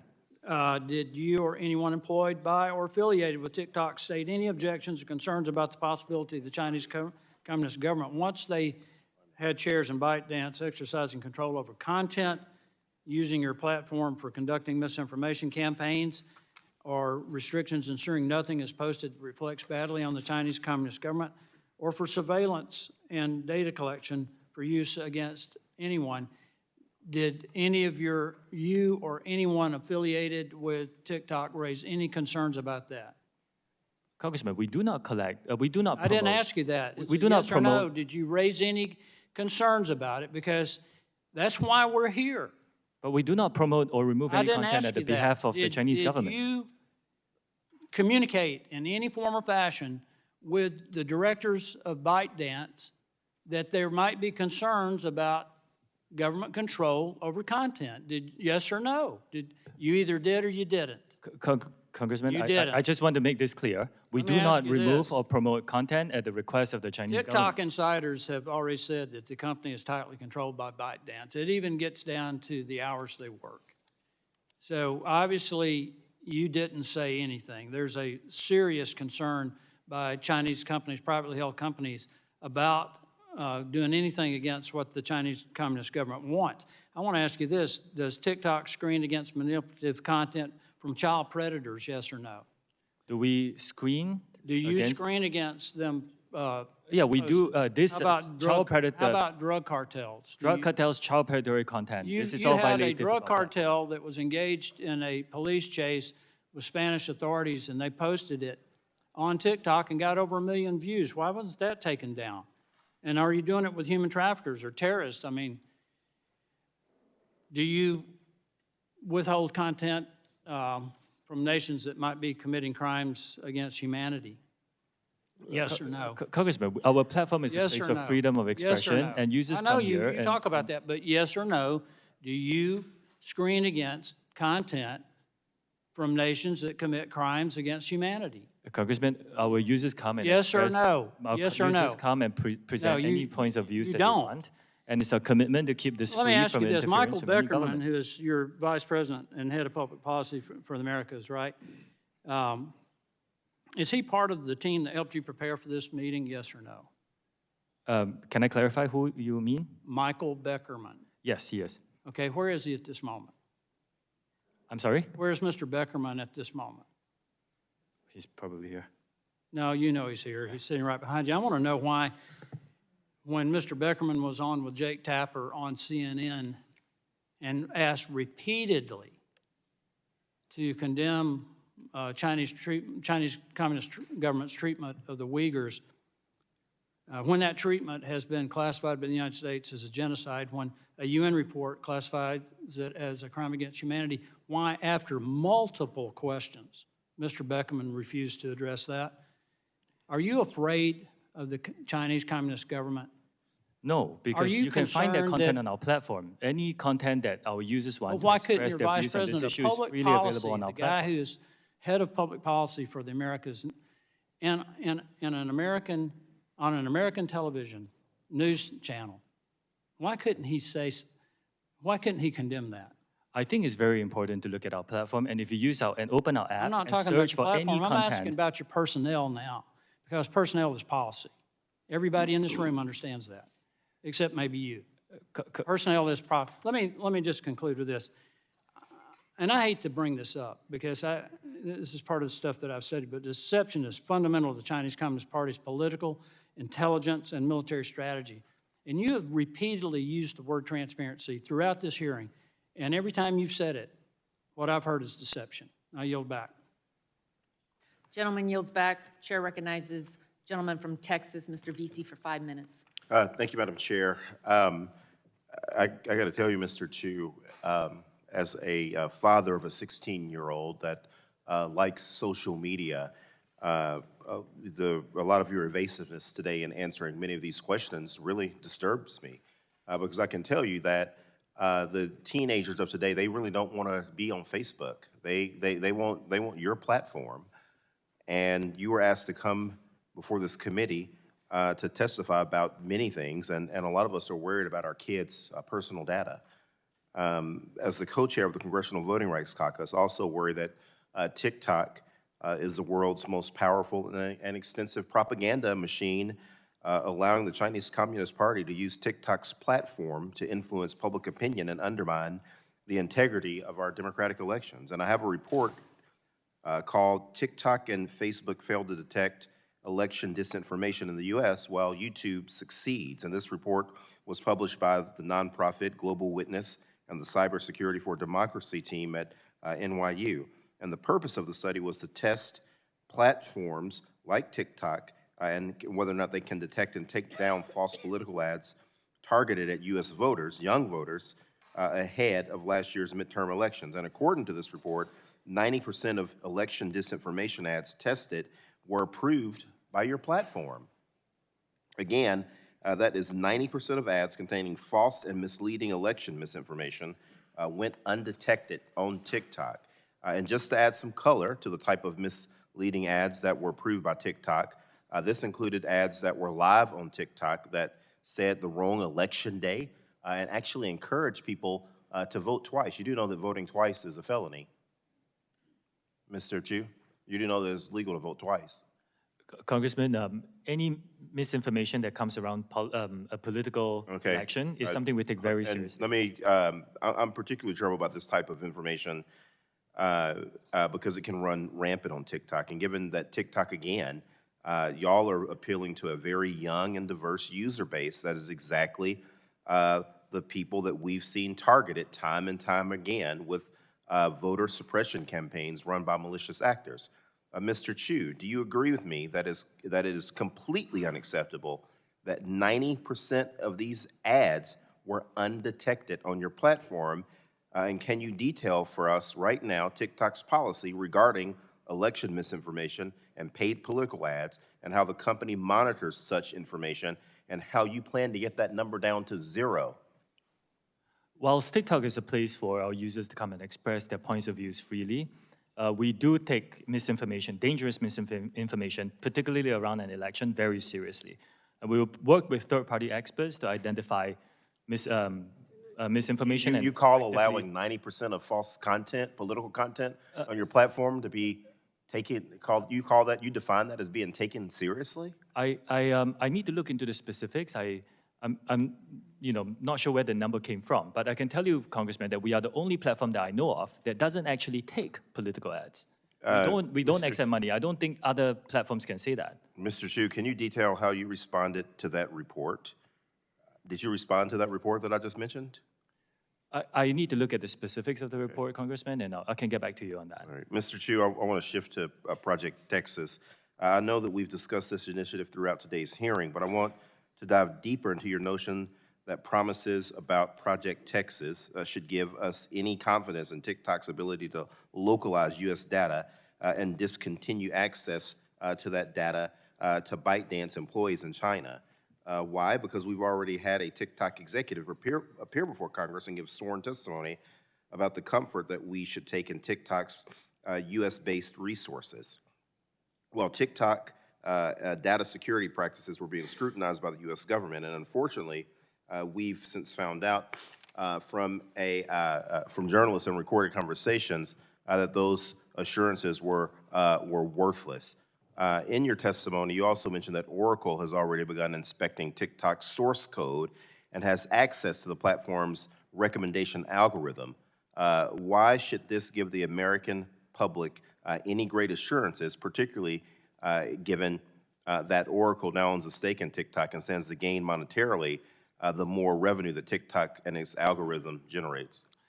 Congressman, not only is Project Texas unprecedented in our industry in protecting U.S. user data and interests, we are inviting third parties to come in and monitor this, and we will, be transparent in that process. And this is more beyond all companies that I know of in my industry. Thank you, Madam Chair. I'm out of time. Gentleman yields back. Chair recognizes the gentleman from Florida for 5 minutes, Mr. Dunn. Thank you very much, Madam Chair. Mr. Chew, I'm aware that on arriving in D.C. this week, you appeared on TikTok and posted you had 150 million U.S. users, 5 million U.S. businesses. That represents a lot of data. You also referenced your appearance before this committee as a chance to share all that TikTok is doing to protect Americans using the app. Mr. Chew, has ByteDance spied on Americans at the direction of the Chinese Communist Party? No. Madam Chair, I'd like to enter into the record this October 20th, 22 Forbes article entitled TikTok Parent ByteDance Plan to Use TikTok to Monitor the Physical Location of Specific U.S. Citizens. Without objection, so ordered. Thank you. The project assigned this to a Beijing-led team, and they were going to follow individual American citizens. I ask you again, Mr. Chew, has ByteDance spied on American citizens? I don't think the spying is the right way to describe it. Right. This is ultimately... We can differ on that. This is ultimately an internal investigation. Any TikTok or ByteDance data that is viewed, stored, or passes through China is subject to the laws of China. One-party authoritarian state hostile to all American standards of privacy. China's court system reports to and falls under the Chinese Communist Party. And like fentanyl analogs, which we all know are also manufactured in China, although they are illegal there, I fear TikTok will grow into a much bigger problem, a cancer, if you will. And I'm deeply worried that it may be too late to stop the spread of this cancer. Like fentanyl, another China export, which causes addiction and death, dangerous algorithms in Chinese Communist Party are not good for Americans, not good for our families, and definitely not good for the United States. Mr. Chew, prior to serving as the CFO of ByteDance, you served as a CFO and Director of Global Operations for Shou Me from 2015 to 21. Is that correct? Are you asking me in 2015? Very good. Would you mind repeating that, please? Madam Chair, I'd like to enter another article into evidence. This is from the National Cybersecurity Center in Lithuania. Without objection, so ordered. Thank you. This report outlines numerous data security risks, including how the privacy of European users was violated in clear cases of unauthorized collection of user data by Shou Me. This sounds exactly what many of my colleagues have been talking about today. Worse yet, the Shou Me phones sold to Europeans had a list of 449 words and phrases which would be automatically censored on the device. Censored phrases included the Voice of America and Democratic Movement, among others. This analysis was conducted on devices which were manufactured and sold to Europeans while you were the head of operations for Shou Me. It does not follow that you expect us to believe that you would not censor on behalf of the Chinese Communist Party, since you've already done so. I want to be unequivocal on this. We do not remove or promote content on behalf of the Chinese While TikTok, government. in your words, strives to deliver on their mission to inspire creativity and bring joy to American users, I assure you that is not the mission or goal of the Chinese Communist Party, which runs the People's Republic of China, that TikTok's parent company, ByteDance, is domiciled in. Mr. Congressman, Chew, you can these are check with our users straightforward to things. see the world experience that they're deserves an getting. Answer. You have not given straightforward answers. We don't find you credible on these things. With that, Madam Chair, I'd like to yield the balance. Congressman, you have given me no Mr. time to Obernolte answer your of questions. California. I reject the characterizations. I yield it Who to are you Mr. yielding Obernolte. to, Dr. Dunn? Mr. Obernolte? Okay. Well, thank you, Madam Chair. Mr. Chew, I'd like to continue our discussion of Project Texas, if we could. Part of Project Texas is that engineers at Oracle will review the algorithms used by TikTok to confirm that they're free of foreign influence. I have a question about that because we're talking about AI, that's a very generic term. Do you use machine learning to influence the algorithms at TikTok? This gets very technical, and we have published several blogs about this, which I can forward to your team. Okay. But yes, it's mainly based on interest signals. Right, okay, Like, so here's my question. How could looking at the algorithm confirm that it's free from foreign influence? Because the algorithm is just a neural net architecture with inputs and outputs and weights, and how to train that. I mean, the influence is an external factor. So I'd appreciate it if you could give us, I see we're out of time again, a written answer to that. But again, I am concerned that what you're proposing with Project Texas just doesn't have the technical capability of providing us the assurances that we need. I yield back, Madam Chair. Gentleman yields back. Chair recognizes Ms. Custer. Ms. Custer is not here. Ms. Barragan for 5 minutes. Thank you, Madam Chair. Mr. Chew, TikTok warns users when content is graphic or disturbing and labels state-affiliated media accounts to ensure the viewers aren't seeing propaganda. Does TikTok provide similar information to Spanish speakers, users, as well as English speakers? I believe so, Congressman. I will get back to you on that. Okay, and do you know if TikTok has a specific strategy for tackling Spanish language content that violates its trust and safety guidelines? We do. I will get back to you on the specifics on that. Okay. When offensive English language search terms or hashtags are blocked for violating community guidelines in English, Is the Spanish translation of the term or the hashtag automatically blocked as well? I believe so, but let me check the specifics and get back to you. Do you have any idea how many people that you might have working at TikTok that addresses Spanish misinformation? I know ballpark, it's quite a significant team, but I can get back to you on the details. You said significant, so are you saying it's, do you have a ballpark at all you can give us? Would you say it's like 10% of your force or more It's than? an important number, so I want to be precise, and I'll get back to you. Okay. Do you happen to know if a TikTok can effectively ensure that Spanish-speaking users between the ages of 13 and 17 are not being targeted by ads promoting harmful content? We have very strict policies for our users who are in the teenage age group, and regardless of what language they speak. So we want to make sure that they are given a very safe experience on our platform, regardless of the language they Well, I know, I'm use just it. trying to I'm trying to ascertain resources you may be putting into Spanish speaking and Spanish language. Last year, the Congressional Hispanic Caucus met with TikTok. This was one of the conversations, and a source of the discussion was addressing Spanish language disinformation and misinformation. It remains an urgent priority for the Congressional Hispanic Caucus as Hispanics across the country increasingly turn to social media for vital information. We heard earlier in this hearing that there was, video, there was a TikTok post threatening the chair of the committee, and it took some 40 days to take it down. So I guess I'm a little concerned if your team doesn't have the resources and the capability to flag that, what kind of capability is it going to have to bring down misinformation, disinformation to Spanish speakers, which I'm assuming is a smaller fraction of the workers that you have at TikTok? TikTok is a place for all our users to come and express their very diverse views, and we are open to all ethnicities, and we are open to all everyone to come here and freely express their views. So it is our commitment to make sure that the safety of those users, regardless of the language, and of course, the Spanish language user base is super important to us. Okay, We so need to you make sure can't- that we continue to Okay, invest so in you that. don't have an answer then. Okay, I will look forward in your coming back. We've heard a lot about the concerns about children who may be on TikTok. Mr. Chew, at what age do you think it would be appropriate for a young person to get on TikTok?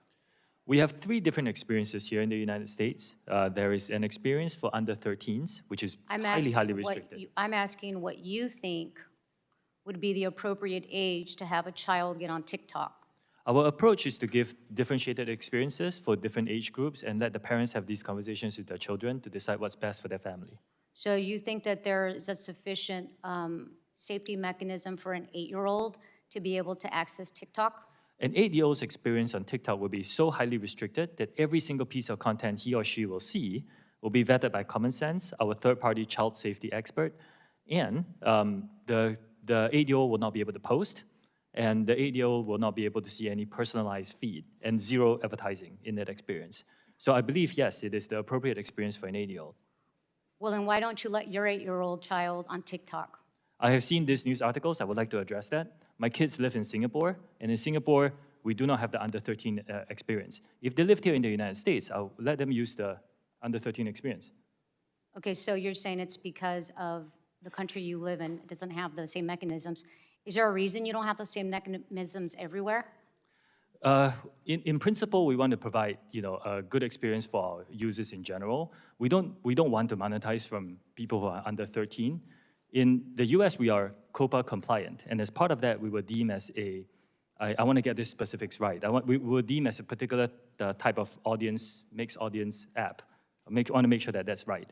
And as a result of that, we have to provide an experience to our under 13 users in this country as well. My time has expired. Thank you. I yield back. He yields back. Chair recognizes the gentleman from Utah, Mr. Curtis. Thank you, Madam Chair.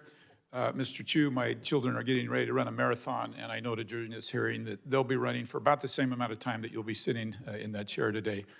Unfortunately, I only get you for 5 minutes, so instead of a marathon, I'd like to do a sprint with you. And I want to go back up to that 30,000 feet level. Would you agree with me that Section 230 was created to protect platforms like yours from lawsuits when you distribute information?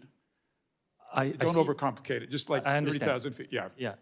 So then would you agree that there's a line drawn between publishers of information and distributors of information?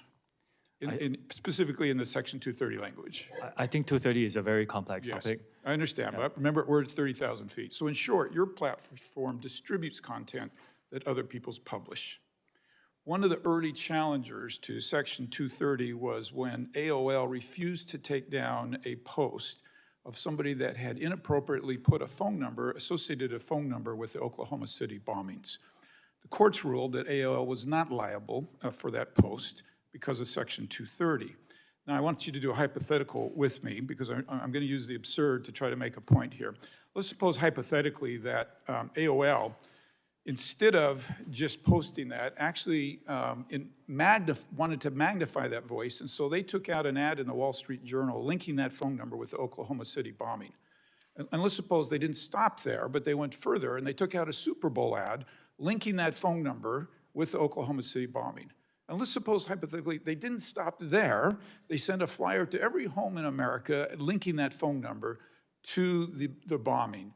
And I guess the question is, would AOL have moved from a distributor to a publisher in this made-up example? Congressman, I think, respectfully, I think everybody can see that they would. This is not a hard question. Moving that far away from the intent would have moved them to a publisher. So my question is platforms are protected because they post content, but I want this room to see, not just you, the protection has limits. And if AOL moves to a distributor instead of a publisher, they go outside of those limits. Now let's talk algorithms just super quickly.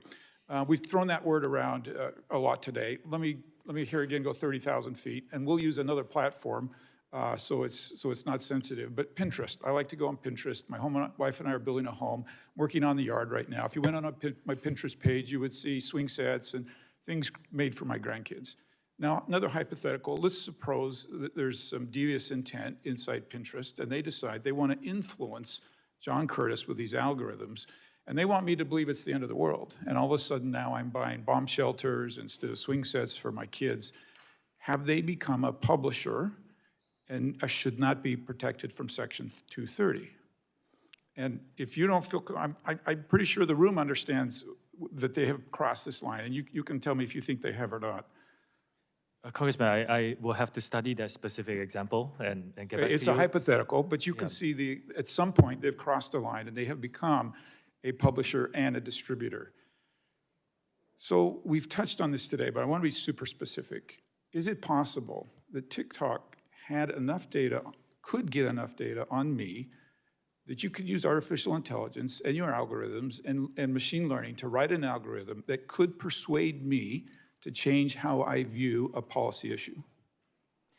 Does that possibility exist? The way we look at it— 30,000 feet, we're on a sprint. I will stay very high level. Okay, the way we look at it is our users come in and express whatever views they want. But that's not the point. The point is you could write an algorithm that would change. And we've actually seen, the Washington Post reported the Stop the Willow campaign shows how TikTokers are tackling climate change. I think that's all fine, right, and all good, unless somebody has interjected into that and magnified or diminished voices in that. And what I'm proposing to you today is that pushes them across the line from a distributor to a publisher if they make those decisions.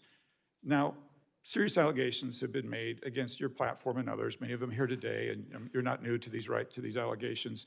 This isn't your platform, but some time ago there was an allegation that a platform recommended ISIS-related videos. We've talked about the weight loss videos. We didn't talk about it, but the stealing the elections.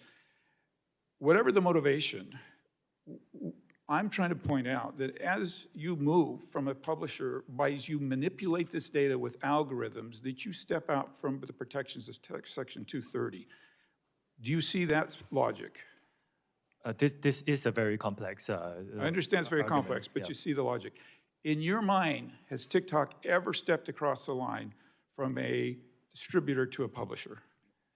Congressman, again, this is a very complex topic. I will need to get back to you on I the understand specifics. that. Okay, and finally, you, very quickly, you produced a video that now is well known about your visit here and today in Washington, D.C. Can you tell me 100% that no TikTok employees manually manipulated that to get more views? I checked, and as far as I know, there was no boosting and heating. I went viral organically. Okay, Madam Chair, I'm sorry I'm out of time. I yield my time. Gentleman yields back. Chair recognizes Ms. Blunt Rochester. 5 minutes. Thank you, Madam Chair. Mr. Chew, as I'm sure you know, this hearing is part of an ongoing effort by our committee to examine data security and other concerns with social media companies broadly. And I have to tell you, I came to this hearing interested to hear the actions that TikTok is taking to combat misinformation, protect our young people, and ensure our national security. But I've not been reassured by anything you've said so far. And I think, quite frankly, your testimony has raised more questions for me than answers. As some of my colleagues already noted, platforms like TikTok can easily manipulate and undermine user autonomy with addictive features, invasive data collection practices, and disseminating misinformation and disinformation. That's why I will be reintroducing the Detour Act to mitigate this harm. Mr. Chew, yes or no, would you oppose legislation that banned the use of intentionally manipulative design techniques that trick users into giving up their personal information? In principle, it's just a yes or no. In principle, I agree that that kind of practices is not. And can TikTok users opt out of targeted ads? Yes or no? At this moment in time, we believe that this is a very important part of the experience. Yes or no? Time is ticking. It is an important part of the experience. Even if someone wants targeted ads, do you give a user a clear opportunity to prevent TikTok from using tools like pixels to collect their data and track them off of the TikTok platform? We give our users a lot of tools to control their privacy settings on our app. And by the way, if you're below 16, it's private by default. So you cannot even go viral. In August of 2022, response to a letter I wrote to your company on abortion misinformation, TikTok asserted several actions to address abortion misinformation. In light of recent attacks on safe and effective medication abortion, I'm remained worried by this misinformation. And following on Ms. DeGette's questioning, how many posts did you actually take down that contained abortion misinformation? Contents and views on both sides of the on abortion is allowed on our platform. It's just freedom of expression. If it's dangerous misinformation, we rely on third-party experts to help us identify and remove them. I can get back to you on specifics. Yes, please get back with us on the specifics. Mr. Chew, in your testimony, you indicated TikTok has taken several steps to implement Project Texas. You've said you've spent, in your testimony, $1.5 billion. You've hired 1,500 full-time employees. Can I ask for some specifics about the implementation? This $1.5 billion, what was it used for? The employees, were they people that you already had that you just transferred over? And what types of roles will they have? Oh, okay. This $1.5 billion US is spread across many things, including the infrastructure we have to build, the migration of the data to a new cloud infrastructure, and all the third-party security partners that we're hiring, and of course the new employees. Now, this team will now be run by a gentleman who used to be this, who has spent his career as a chief security officer in other companies, and another gentleman who used to work, I believe, in if you could just follow up with us, that would be very helpful. I will. Because we would really like to understand the details. Where's the money going? How many people are, and what will they be doing? Okay. As I put just kind of a finer point on this, one of my concerns is that we came here hoping to hear some actions that would alleviate some of our concerns and our fears. We got family members. We have a lot of folks here that are constituents, that are content creators. And for us, we were looking for action. We wanted to make us feel like we really can trust, as you use the word. What I leave here with is thinking about the fact that your company is, I learned that you have personalized data advertising for kids as young as 13. And we've heard until Project Texas is supposedly stood up, engineers in China still have access to personal data. And that means engineers in China have access to personal data of 13-year-olds in the United States. And I think that really summarizes why you see so much bipartisan consensus and concern about your company. And I imagine that it's not going away anytime soon. Thank you, Madam Chair, and I yield back. Gentlelady yields back. Yield to the lady from Arizona, Ms. Lesko, for 5 minutes. Thank you, Madam Chair. Mr. Chew, do you agree that the Chinese government has persecuted the Uyghur population? Congresswoman, if you use our app and you open it, you will find our users who give all sorts of content on That's not my that stuff. question. My question is, do you agree that the Chinese government has persecuted the Uyghur population? While it's deeply concerning to hear about all accounts of human rights abuse, my role here is to explain what our platform does on this. It's a pretty easy question. Do you agree that the Chinese government has persecuted the Uyghur population? Congresswoman, I'm here to describe TikTok and what we do as a platform. And as a platform, we allow our users to freely express their views on this issue and any other issue that matters to them. Well, you didn't answer the question. Earlier today, Chairman Rogers asked you, and I quote, "Have any moderation tools been used to remove content associated with the Uyghur genocide, yes or no?" Your answer, "We do not remove that kind of content." Yet, in 2019, TikTok suspended the account of Feroza Aziz, an American 17-year-old, after she put out a video about the Uyghur genocide. So your answer, sir, does not align with history. That particular case was a mismoderation. I believe that video had a picture of Osama bin Laden, so we thought it was content that was inappropriate. Yeah, I looked it up. That was a different post that they banned. I can get back on the specifics, yes. My next question. India banned the use of TikTok in their country in 2020. New Zealand has banned the installation of TikTok on devices connected to the country's parliamentary network. Canada banned the installation of TikTok on government devices. The United Kingdom has banned the TikTok app from government-owned devices. Belgium banned the TikTok from government phones. The European Union banned the installation of TikTok on government devices. All cited security risks with the company's data collection and connection to the Chinese Communist Party. Recently, our U.S. FBI Director Christopher Wray said about TikTok, quote, "This is a tool that is ultimately within the control of the Chinese government, and to me, it screams out with national security concerns." Mr. Chew, how can all of these countries and our own FBI director have been wrong? I think a lot of risks that are pointed out are hypothetical and theoretical risks. I have not seen any evidence. I'm eagerly awaiting discussions where we can talk about evidence, and we then can address the concerns that are being raised. Yes, my next question revolves around an article. India banned TikTok in 2020. A March 21st Forbes article revealed how troves of personal data of Indian citizens who once used TikTok remain widely accessible to employees at the company and its Beijing-based parent ByteDance. A current TikTok employee told Forbes that nearly anyone with basic access to company tools, including employees in China, can easily look up the closest contacts and other sensitive information about any user.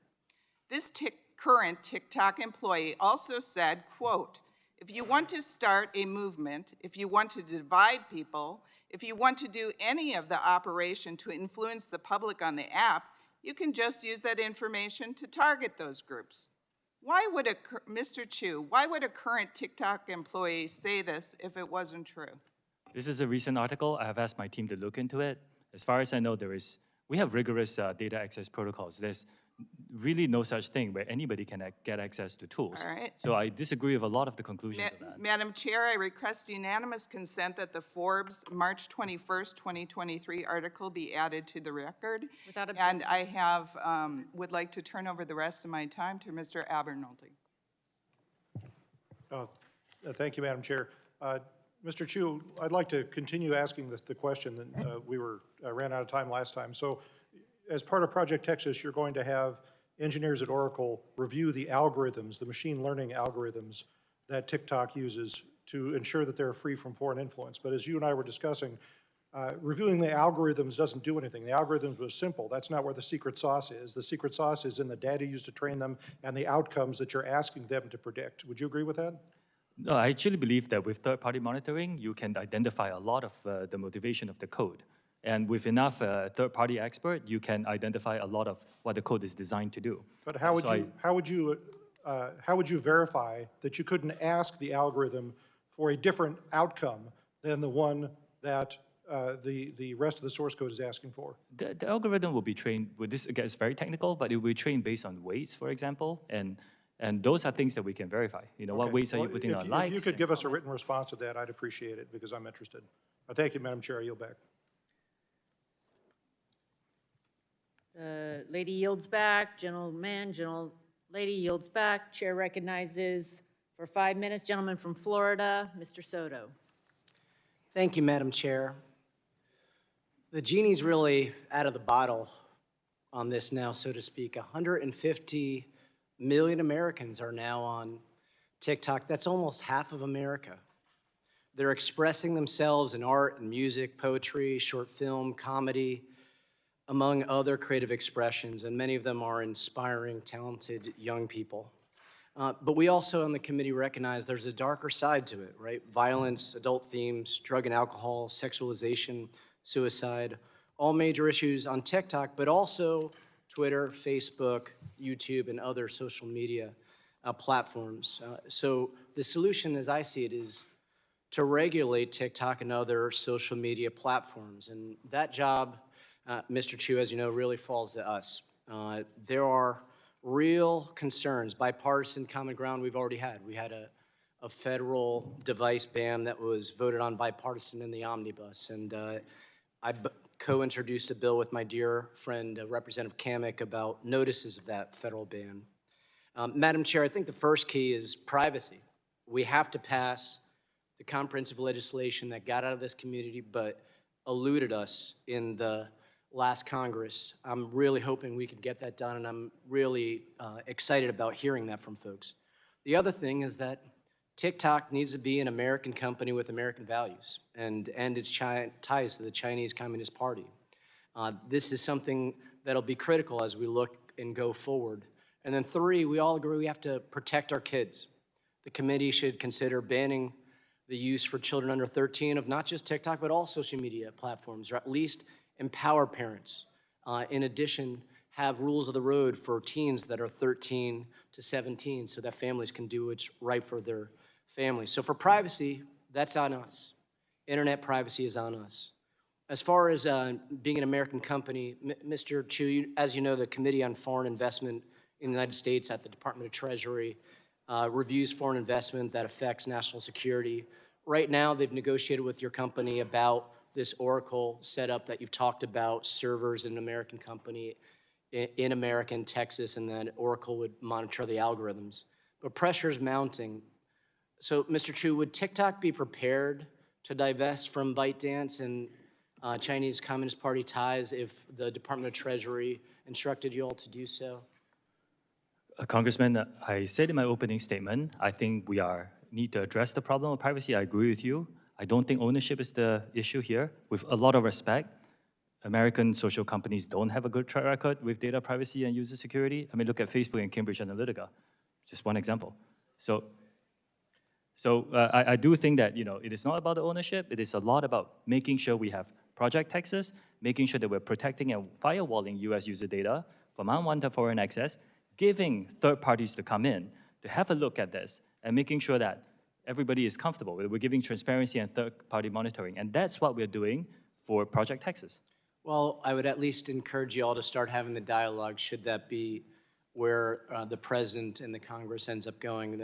The third thing is on parents. I had a constituent of mine, Brandy of Lake Nona, say, I'm a parent of 2 teenagers, 14 and 18 years old, both of whom have been harmed by social media. TikTok's algorithms supply my 14-year-old son with a continuous stream of inappropriate content and has negatively influenced his perception of all females. I noticed the attention span of both of my teens has changed or decreased dramatically, and social media has made my daughter insecure, leading to an eating disorder and ultimately depression. What safeguards do you have, and what should we tell Brandy of Lake Nona about how we can help her protect her children? We have a differentiated experience. I mentioned just now about the experience if you're below 13, very, very restricted. If you're below 13 to 17, Congressman, we actually have a whole series of things. First, the content that you see, we make sure that we remove things that could be mature themes from your feed. We also, by default, do not allow under 16s to use direct messaging. We do not allow under 16s to, we set their accounts to private by default. They can go viral. If you're below 18, we shut off some features for you. Like, for example, you're not allowed to post live streams. Neither are you allowed to send virtual gifts. So we take this very seriously, and we want to continue to build to ensure that we're giving our under 18 teenagers on our platform. Although today they are only a minority of our user base today, but we still take it very seriously. Mr. Chew, I'd encourage you to continue thinking about how to get the word out to parents across the nation on some of these tools as well, as we here craft a privacy law that will help provide well-needed regulation to social media companies across the nation. Thank you, and I yield back. Gentleman yields back. Chair recognizes the gentleman from Indiana, Mr. Pence, for 5 minutes. Thank you, Chairwoman Rogers and Ranking Member Pallone, for holding this hearing. I love both of your opening remarks. Like my colleagues have discussed today, our increasingly digital world leaves Hoosiers and all Americans in the dark about who has access to their information. For TikTok users, that could be third-party data brokers, advertisers, or the Chinese Communist Party. TikTok aggressively feeds addictive content to users to glean massive amounts of personal data that's worth a fortune. For Hoosiers watching at home, this isn't just data about your favorite sports team. You know, if there really are 150 million users in the U.S., this suggests to me that the CCP has a finger on the pulse of almost half our nation's population. I find that hard to believe. But this week, I decided I would ask my constituents in southern Indiana to share their stories with me. Went out Monday night, and we got 800 responses in less than 12 hours, okay? Let me share a couple of those with you. One of my constituents shared, I quote, "I'm a mental health counselor. Most of my teenage clients are on TikTok. They spend hours online being negatively influenced by others. I have seen kids experience self-harm, gender dysphoria, and many mental illnesses they have picked up from TikTok. I will not allow my children to have TikTok. The creators know the algorithms are addicting our children. They know that children are suffering more anxiety and depression from screen time, but they do not care. They will not change their algorithms because it's financially lucrative for them to keep their kids addicted." Another parent said, "We let our daughter try it out. The feed was continuously suggesting sexually explicit, stupid, and vulgar videos. We discontinued it within a week." And there's been many more. Like I said, 800, okay?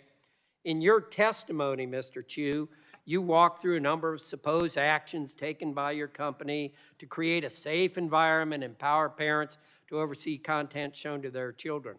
But virtually everything we've heard reflects the opposite, and some of your answers are a little confusing.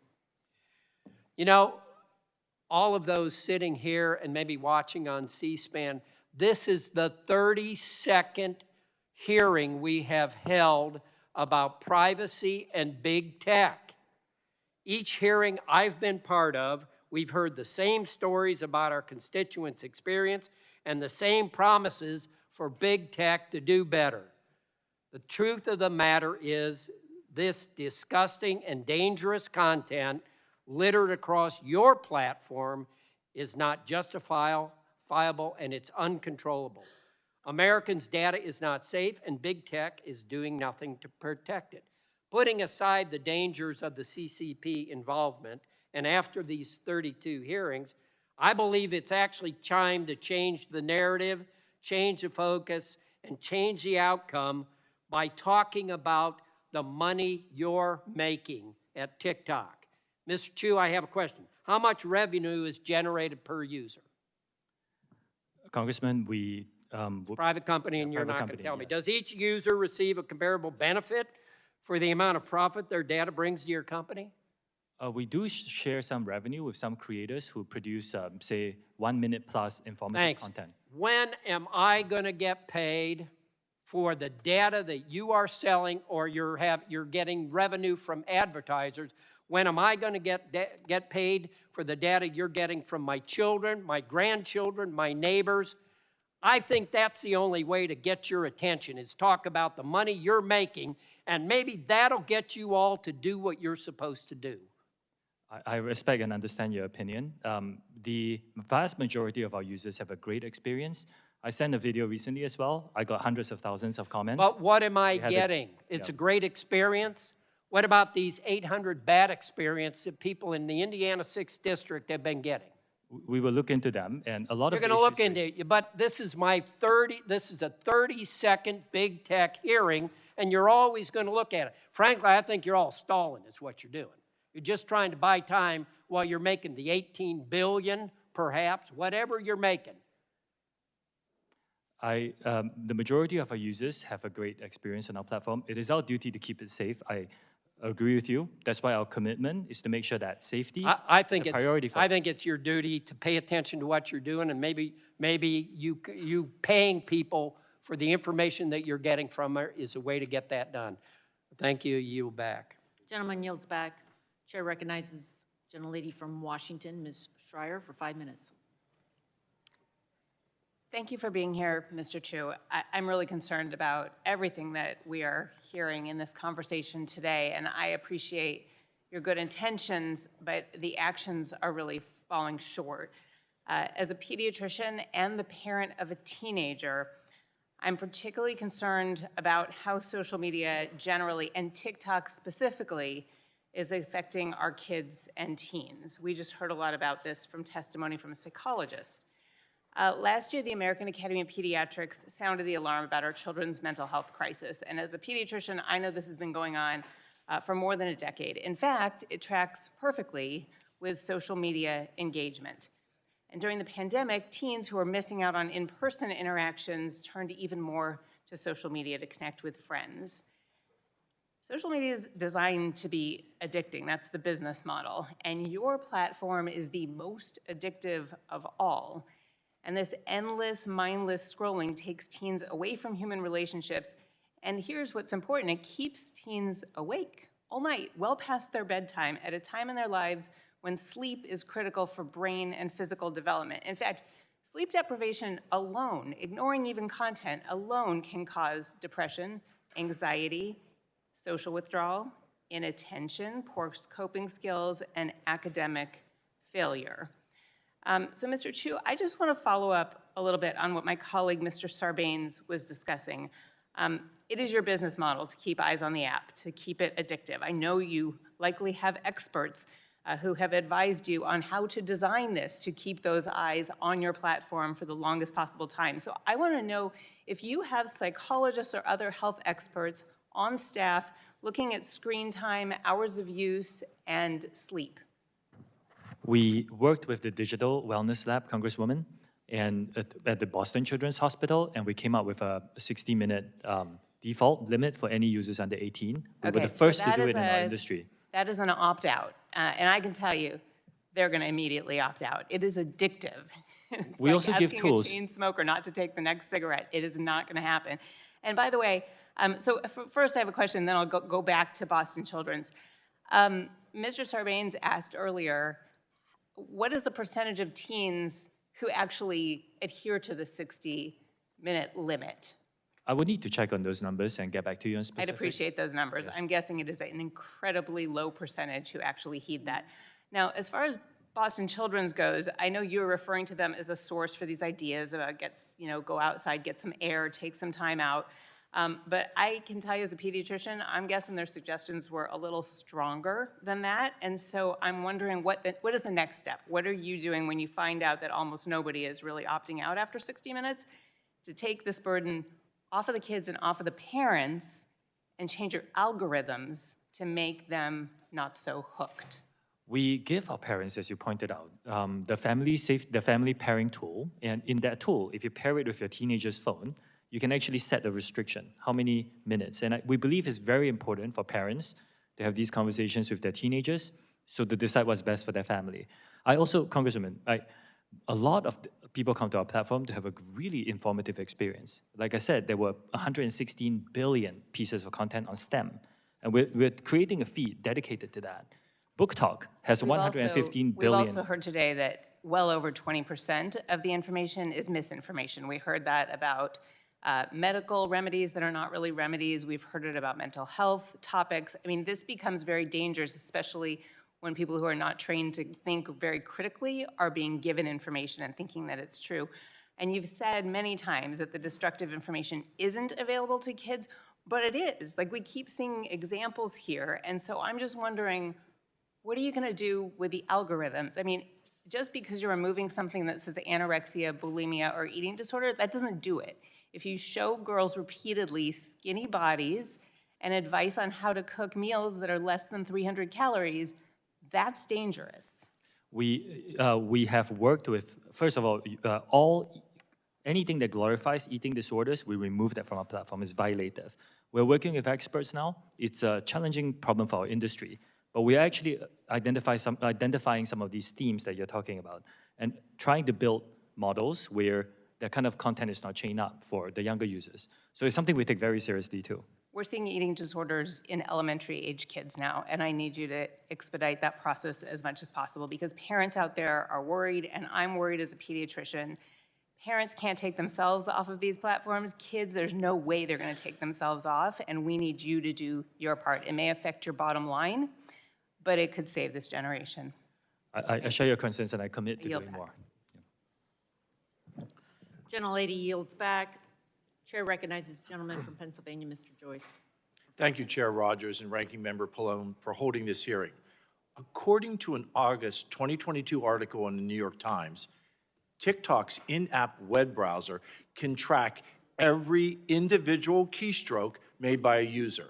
We have heard today about the various ways in which the app's code could be used to monitor or track users, and likewise, we've heard concerns that this data may not be fully isolated from access by the Chinese Communist Party. That said, I'd like to know more about the historical, non-public U.S. personal data that your company has already amassed. Mr. Chew, you have publicly stated that the non-public information of TikTok users in the United States is being transferred to an Oracle-based cloud infrastructure because of safety concerns. Will that be completed by the end of this week, by the end of this month? What's the outline for dealing with that data that you've already amassed? All new data is already stored by default in this Oracle Cloud infrastructure with the No, I'm talking about the data that you've already amassed. We are in the process of deleting. What timeline will that data be able to be stored? I believe we'll be able to get it done this year. I'm hiring. This year, thank you. It's not going to occur anytime soon. To be clear, until that data transfer happens, user data remains accessible to the Chinese Communist Party. On March 1st of this year, the committee asked you when you plan to delete non-public historical U.S. user data. Are you aware of this? Congressman, I disagree with this assessment that the Chinese government can get access to the data. It's really for, look, this is a private company. This is what Chinese employees You responded. You responded in writing to this committee. I have the response that we got back from you on March 7, just 6 days later. Your attorneys wrote, the company, I'm quoting, the company plans to begin the process of deleting non-public historic U.S. user data this month and anticipates that the process will be completed this year. You came up with a supposed plan in the summer of 2022, specifically based on our concerns that the Communist Chinese government was spying on U.S. users. But you only just came up with the idea to delete historic non-public U.S. data just 2 weeks ago? Let me read it again. On March 7th, your attorneys wrote, and I quote, the company plans to begin the process of deleting non-public historical U.S. data this month and anticipates that the process will be completed this year. Mr. Chew, did you just come up with this plan only because we asked about it on March 1st? No, we started deleting this. Well, because and that's what it looks like to me. we This hired is a third-party incredibly auditor to help disappointing. us with this. Wouldn't you agree that awaiting even minutes for this personal privacy protection is absolutely wrong and it is not in the best interest of your users? Congressman, respectfully, there are many companies that use a global workforce. We are not the only one. We are just taking action after hearing Given the concerns. delay in Many other deleting companies this have data not. and what we've already established about the ability of the Chinese Communist Party to access personal user data, would you agree that no U.S. government electronic devices should have access to TikTok platform as your lackluster security currently stands? I disagree with that characterization. Like I Do said, you think the U.S. that any individual should be utilizing that on any government platform? I think the government devices shouldn't have no social media apps, to be honest, but And not particularly targeted with to us. TikTok. Mr. Chew, during this hearing, you have mentioned several times that there is a, quote, different experience, your words, for children under the age of 13. That is correct. Different experience. Mr. Chew, do you allow your children under the age of 13 to participate in TikTok? Yes or no? I did just explain this in detail. This experience doesn't exist in Singapore, where my children live. If my children lived here, then yes. Based on what we've heard today, it's clear to me that TikTok as a company cannot be trusted, and that Americans remain significantly at risk because of the TikTok app. I still contend that TikTok is the spy in Americans' pockets. I want to acknowledge that TikTok does have the ability to make those changes, but unfortunately, we have not heard that from you today. We have not heard a commitment to be able to protect the personal privacy that Americans expect and that Americans deserve. Thank you, Madam Chair, and I yield the remainder of my time. Gentleman yields back. Chair recognizes Ms. Tran for 5 minutes. Thank you, Madam Chair. Mr. Chew, many big tech CEOs have sat where you're seated today and tried to run out the clock during a hearing like this one. They were trained not to answer questions and just wait for the news cycle to pass so that they could get on with business as usual. Those same executives want this moment, TikTok's moment under the microscope, to distract Congress and the American people from the very real issues that exist on their platforms. You have an opportunity to turn the tables on them. While US-based social media giants have regressed on protections for children and teens, on protecting our data, privacy, and on embracing transparency, you can lead, and you should lead. Last month, you announced that TikTok would expand access to its researcher API, but I'm concerned that your new policy could be more bark than bite, that it won't actually lead to the rigorous research that we as lawmakers and that parents and everyday TikTok users need. In fact, your terms of service demand that researchers delete their data at TikTok's unilateral direction. It puts onerous restrictions on how researchers' findings can be published, and it only allows access to public data, which researchers already have access to within the app. In order to actually address the content moderation and algorithmic amplification concerns that my colleagues have raised here today, and that I've heard about directly from parents in my home state of Massachusetts, independent researchers, not just other tech companies like Oracle, need to be able to evaluate how TikTok's algorithm is making decisions to promote content. Mr. Chew, will you commit to expanding your API to include data that would let researchers investigate how your algorithm is pushing content to users, whether it's showing up on your For You page, the hashtag page, or somewhere else? We are, one of the commitments I gave in the opening statement is a commitment to transparency and third-party monitoring. So, Congresswoman, I will look into the details of that and get back to you. And as well as the algorithm, including data on what types of users were targeted by the algorithm so that researchers can fully understand what content is being prioritized and who it's being pushed to. Again, we have a commitment to transparency. These are very important questions, and I will get back to you on the specifics. Under this same proposal, you require that researchers give TikTok, quote, worldwide, free, non-exclusive, and perpetual, end quote, rights to their papers. This threatens to clash directly with well-established practices of exclusive publication rights in research journals. Mr. Chew, why does TikTok need those rights? I would need to get back to you on that specifics, if that's okay. Yes, I don't see how we can expect researchers to do their work under these terms and then tout transparency. I'm going to shift gears with the time that I have remaining, Mr. Chew. I'd like to talk about TikTok's efforts to protect children and young users. In 2021, the UK's Age-Appropriate Design Code went into effect, mandating 15 standards that companies like you need to follow to protect children on your platform. You still operate in the United Kingdom, which means you should be in compliance with this code. So my question is simple. Will you commit to extending the protections currently afforded children in the UK to the millions of kids and teens who use your app here in the United States?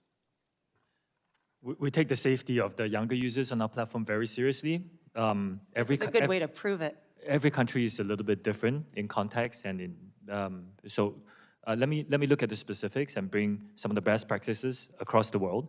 Well, those best practices are they're being executed around the world. We just want the same for our kids here in the United States. I mean, Mr. Chew, when we spoke a couple of weeks ago, you indicated interest in taking steps to earn trust, our trust. And to me, it hasn't happened today so far.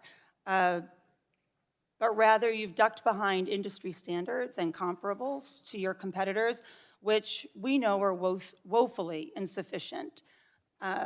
I strongly urge you to consider these terms, these commitments, make the case for why you're different from your American competitors and do better than them on transparency, which you've mentioned countless times today, but which we don't really have anything tangible to point to. Yes, I don't want to make excuses for our industry or ourselves. I think there's a lot of work that needs to be done. We take this very seriously. Nothing is it's not perfect. We need to keep investing to stay ahead of our growth.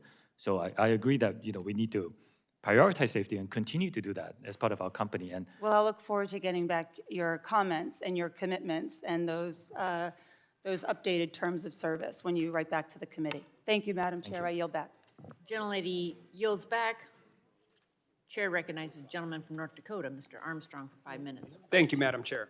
We've heard a lot today about the procedural safeguards, independent code review, server locations, and the corporate independence between ByteDance and the CCP. But I think there's something else a little more telling. When you were asked about Chinese censorship, you pivoted immediately to drug use in Singapore. You have absolutely tied yourself in knots to avoid criticizing the CCP's treatment of the Uyghur population. And I think it begs the first question, before we ever get to Project Texas, which I'll get to in a section.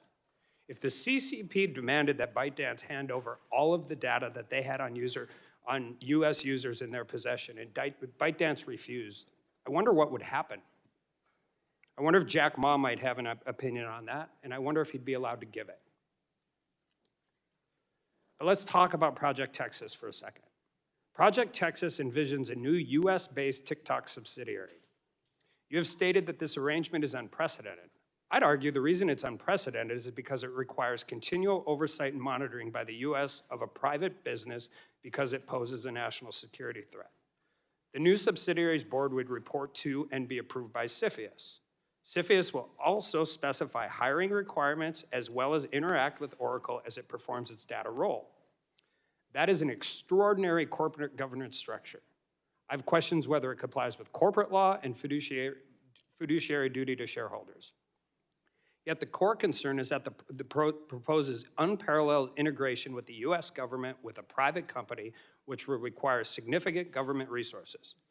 All of that to allow a continued operation of a social media platform that has serious national security implications. And CFIUS's workloads already dramatically increased in recent years, with a 30% increase in declarations and a 45% increase in joint voluntary notices. And there's bipartisan consensus that CFIUS needs to be expanded as we speak. Mr. Chew, can you identify a similar corporate arrangement that requires federal government to expand such resources to monitor an alleged data privacy and national security risk? Congressman, I'm not an expert on this matter. I believe that there are certain similar arrangements, but I'm not the expert on this matter. Well, the only one I could find was the UK created the Huawei Cybersecurity Evaluation Center in 2010 to assess Huawei's tech and to detect malicious activity and guard UK's networks. That's worked so well that the United Kingdom is now planning on kicking Huawei out of Great Britain.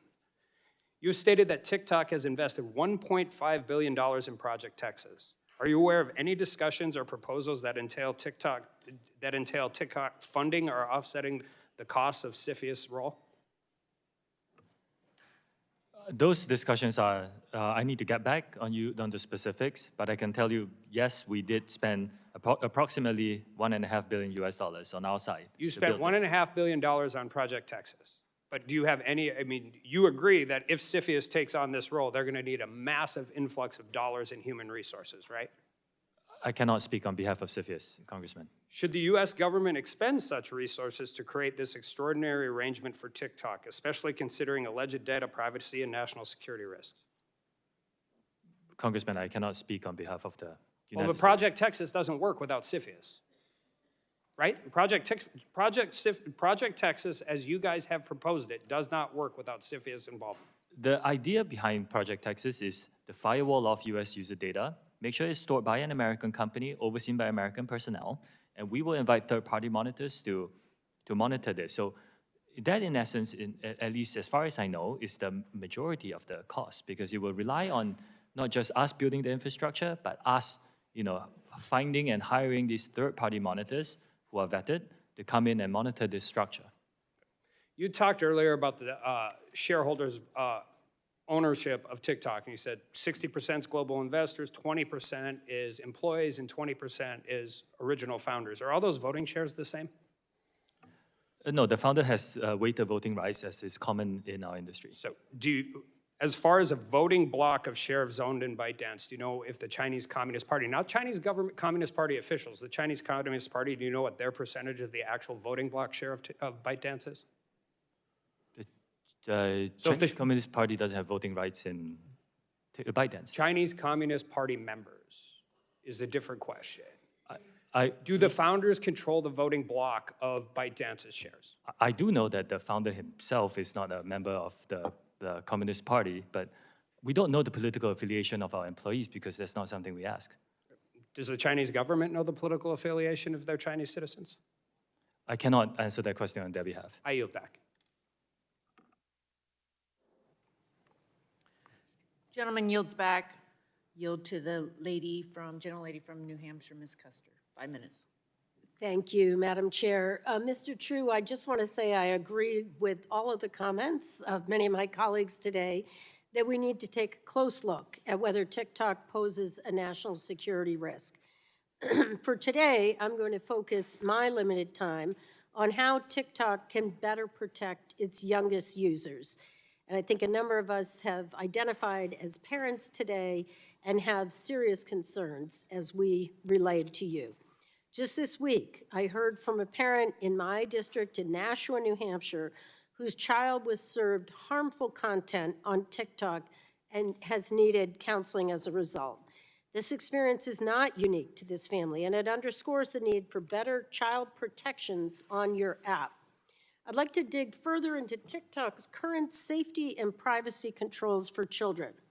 I understand that TikTok restricts certain app capabilities for users under age 18 and has additional restrictions for users under age 16 or 13, such as limiting who can interact with them on the platform. However, these protections are worthless if any savvy child can easily bypass these age restrictions by deleting their own account and creating a new one with a different age. And by easily, I mean you can literally go in and open another account using the same email address.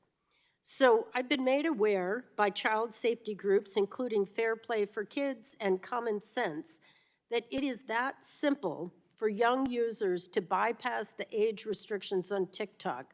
Yes or no, are you aware of this issue? I apologize. I think that's a great question that you raised. If a user inputs an age and is blocked, my understanding is that if the user tries to do it again within a short period of time, and I won't disclose publicly. We did it in our office yesterday. You can go right back in, use the exact same email address, and open a new account. So can I get your commitment that you will at least fix that bug? I will go and have a look at it, yes. Thank you. If we're here today to talk TikTok and not other platforms, but I'm happy to look at legislative solutions. In the interim, TikTok has a responsibility to do more to protect its young users, and I will accept your commitment to take a look at fixing that issue. Will you, let's see. Sorry, I recognize that TikTok has made efforts to provide parents and guardians increased options to monitor and limit their child's activity on the app, including family pairing and time limit features. But I still have concerns. In order to access family pairing, parents then must download the app onto their phone. And this sounds like a design to lure more users onto the app rather than a practical safety feature. Furthermore, downloading the app may not be a viable option for many parents. Mr. Chew, will TikTok commit to developing other methods for parents to monitor their child's use of the app without having to download the TikTok app on their phone? I can look into that specifically and get back to you. But the Okay. family pairing that you mentioned is a very good tool that we developed. I encourage parents with teenagers But it's not a to use perfect it. tool, and let me just say, one of my concerns is that the minimum time limit TikTok lets parents set for their children is 40 minutes, which for a young child is a very long period of time. Actually, giving parents control would mean providing them the freedom to set the screen time that makes sense for their family. Now, I've got a copy of the app page that shows just the 4 options. Would you commit to adding an other option so that the parent can easily set their own screen time limit? I can take a look at that. I think it's important. I think parents are looking for control. They're looking to allow their family to use these apps without TikTok taking over their child's media use.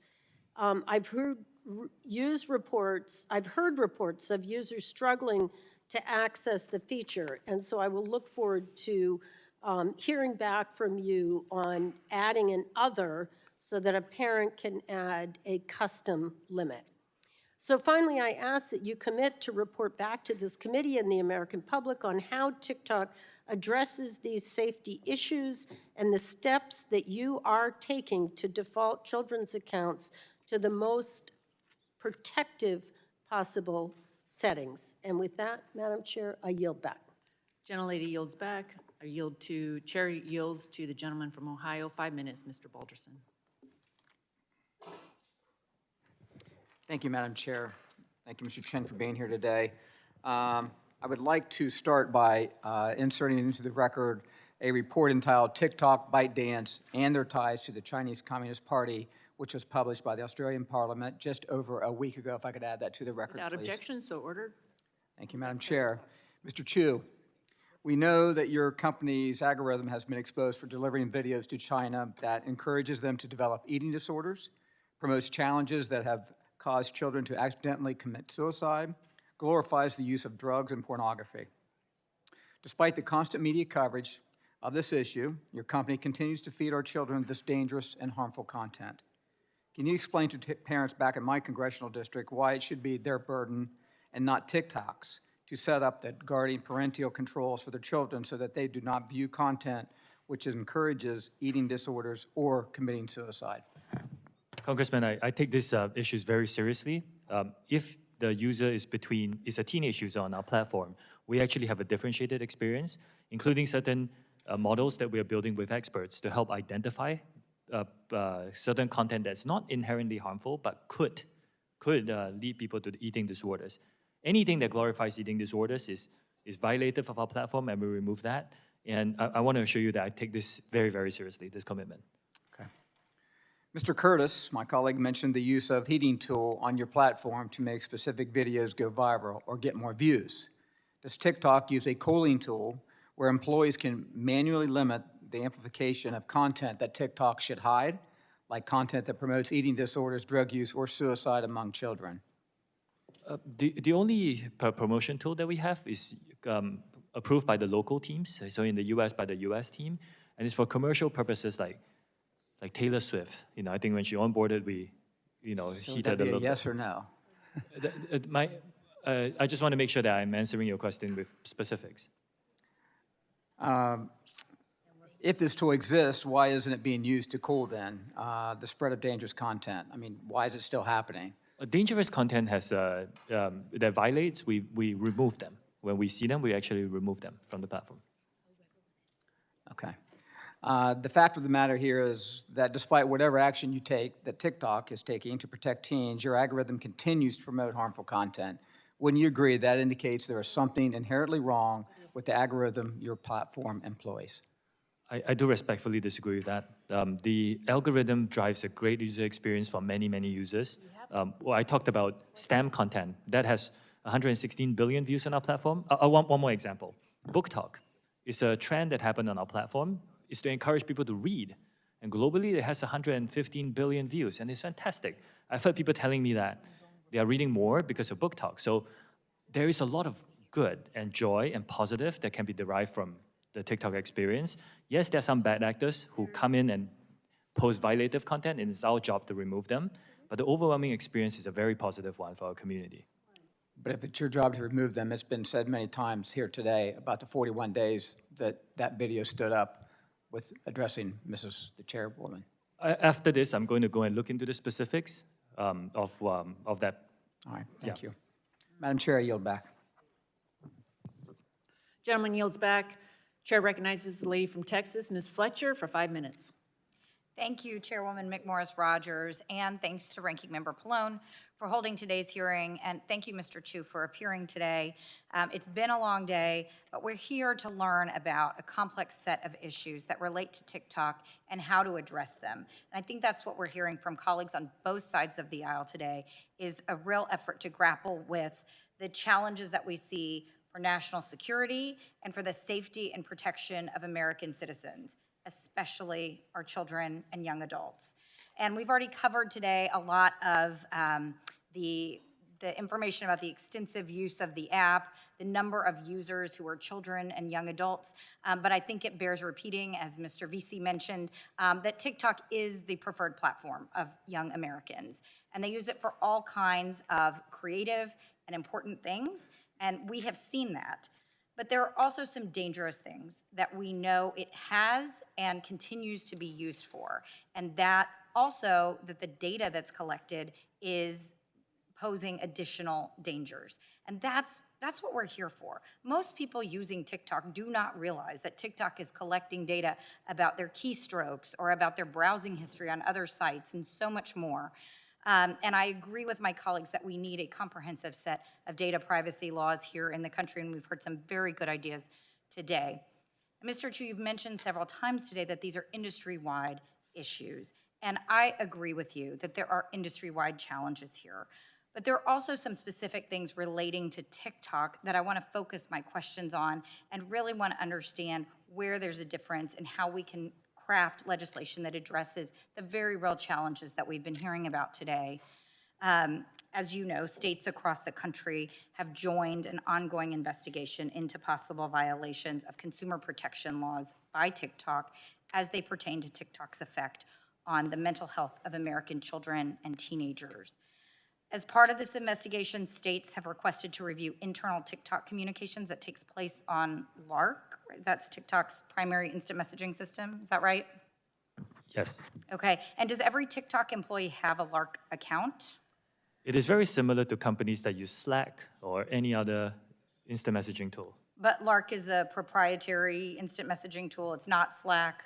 It's something that was developed, yes, by ByteDance. It was developed by TikTok? No, it's developed by ByteDance. It's developed by ByteDance, okay. And so a couple of questions stemming from that. Is it true that LARC video conferencing has a translation feature in which Chinese is translated to English text and vice versa? That is correct. It helps with global cooperation. Okay, and those translated conversations are somehow saved into the LARC system? I will need to get back to you on the specifics. Okay. There is, I'll get back to you on the specifics. Okay, that would be great to know, and I neglected to ask, but does every TikTok employee have a Lark account, Yes, I believe so, yes. including you? Do you have one? Yes, I believe so. And then do you have there's some kind of profile for your instant messaging system, so every employee identifies their manager and their department, who they work for, what they do. Is that all included in their Lark profile? Do you know? It's very common for companies to have enterprise messaging tools that Sure. companies use. It does, and I guess I'm asking specifically about Lark since it's specific to TikTok, whether it includes information like identifying who, for example, your manager is. Do you know whether that's something that's identified in Lark? Yes, again, some of these HR features are built into a lot of enterprise tools that we use, and yeah. So like for your own profile, does it identify who your manager is? Yes, it does. And who does it identify as your manager? I report to the CEO of ByteDance. Okay, and so that is Zhang Yiming, is that identified as your manager? That's the former CEO. He has stepped down from the board and so- as the CEO, yes. Okay, so Mr. Rubo is identified now as your manager on Yes. the system? Okay. And as you mentioned, it was developed by ByteDance, so it's not just used by TikTok employees, it's also used by ByteDance employees, is that right? Also by other companies now. I think Lark is selling it, and it's a good tool for instant messaging. So Lark is available to third parties outside of the ByteDance system as well, like Yes. Slack? And do you personally ever use Lark to communicate with ByteDance? With employees at ByteDance? Yes, I do. You do, okay. Well, I'm running out of time, and I'm sorry to say, because this is really interesting. I do think it underscores some of the concerns that have been raised in this hearing. So I think it's clear we have work we need to continue to do here in the Congress to address data protection and privacy. And with that, Madam Chairwoman, I thank you, and I will yield back. Gentlelady yields back. Committee stands in recess and will reconvene immediately following the third vote being called.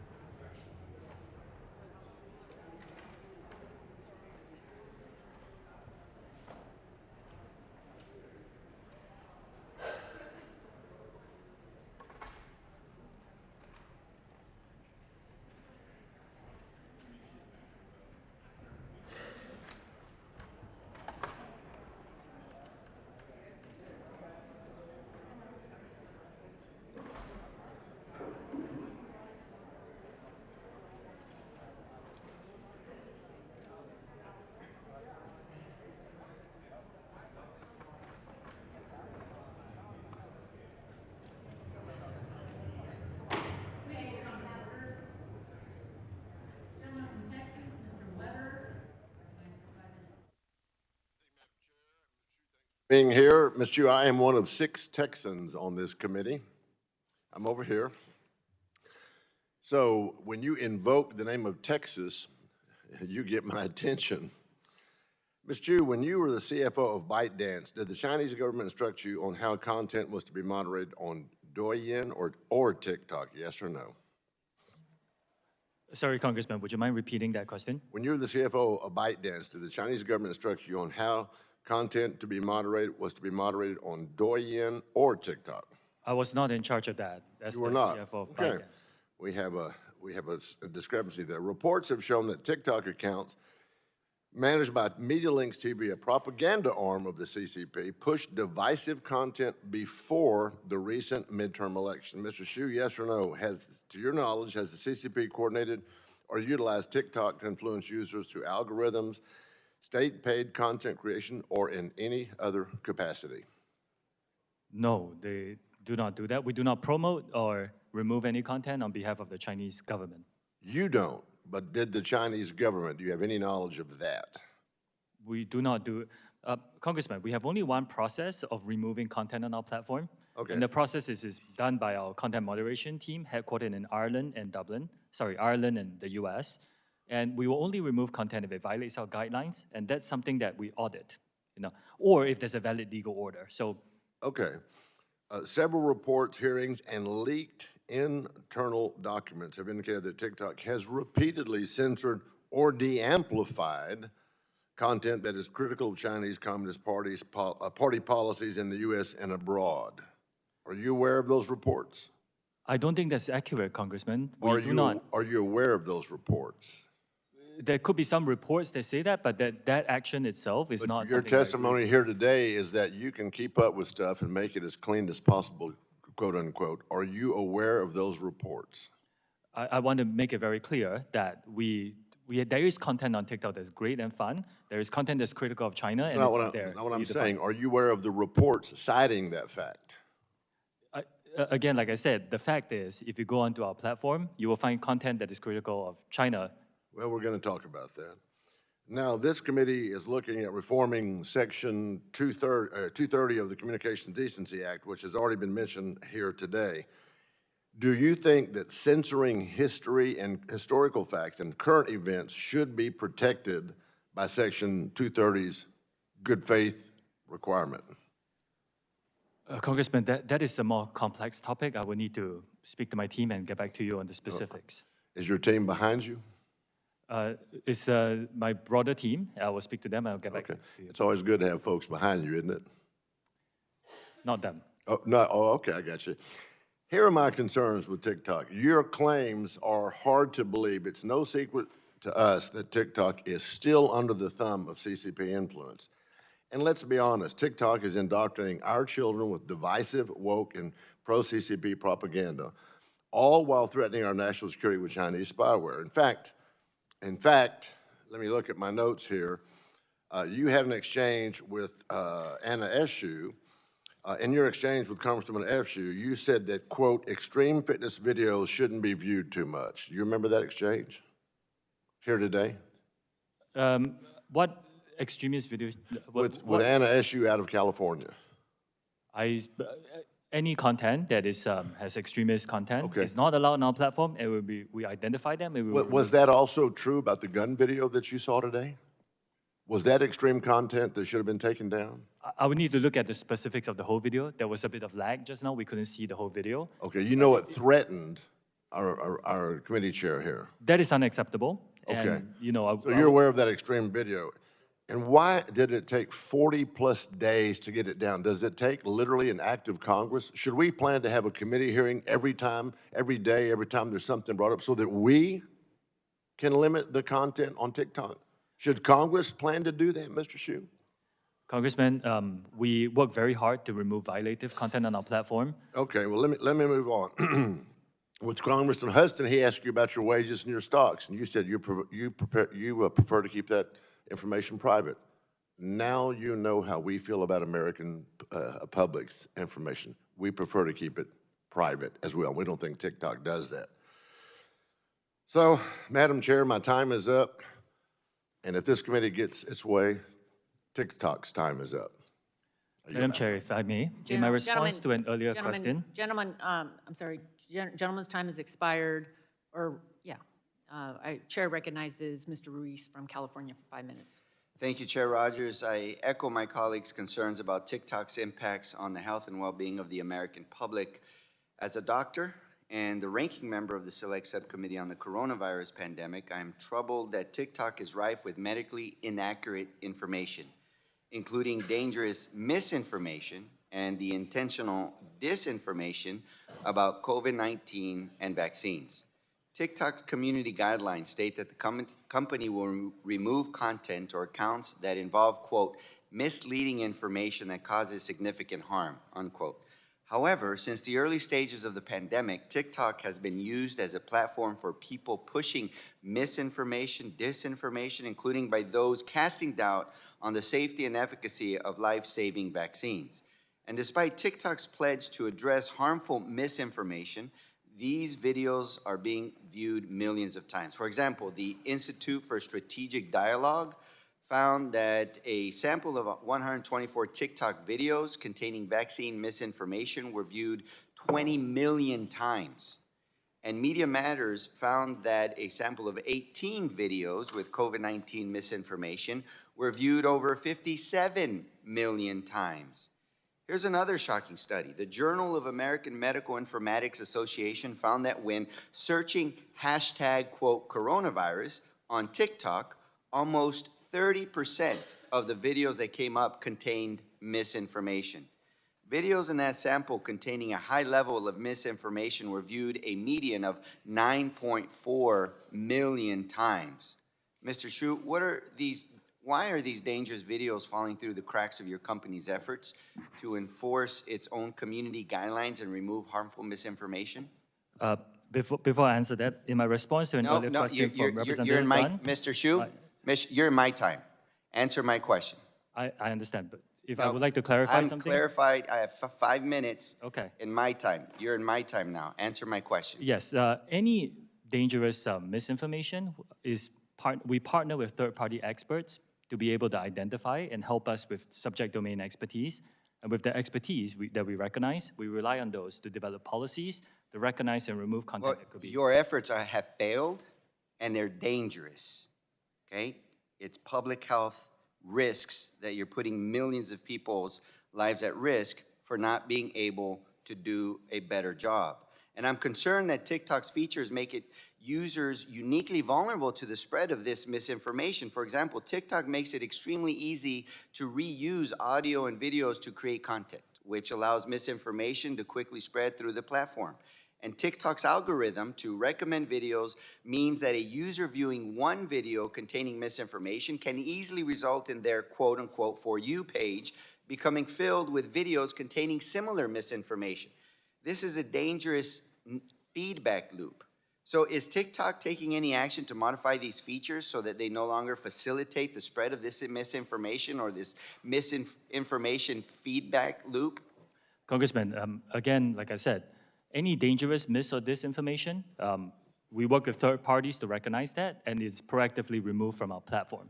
Okay, so it doesn't need to get into those loops at all. So I can go back and read you the data and the Journal of American Medical Informatics. 30% of videos after searching for hashtag coronavirus had misinformation. Almost 1 out of 3, your third party and your company are missing almost 1 out of 3 misinformed videos. So you're telling me what you're doing. I'm telling you the data shows that you are grossly failing at that effort.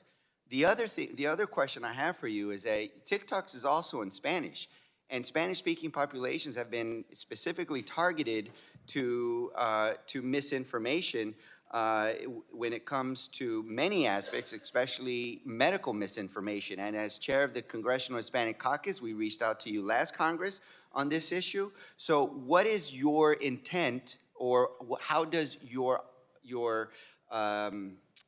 team look like to address Spanish versus English? How many staff do you have focusing on Spanish versus how many staff do you have focusing on English misinformation?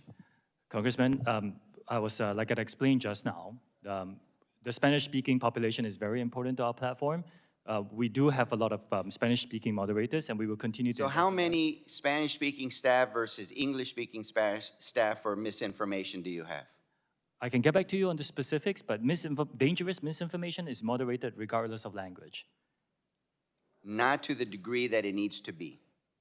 We can continue to work hard. And when there's misinformation, people base their decisions that oftentimes put them at risk in exposures and their families at risk. And with the coronavirus, especially prior to the vaccines, the risk was their life.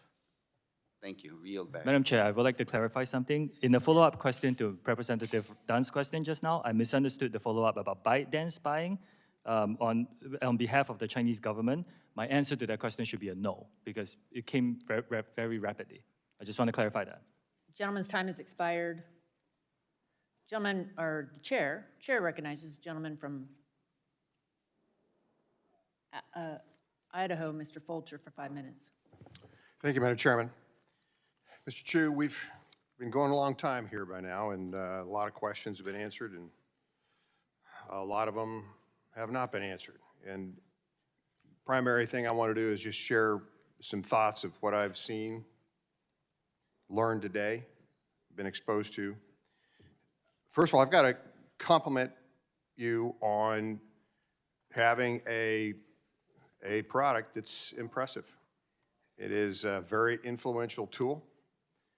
It is addictive, and that's what you want users to be exposed to, is something addictive, and it is a data gathering masterpiece.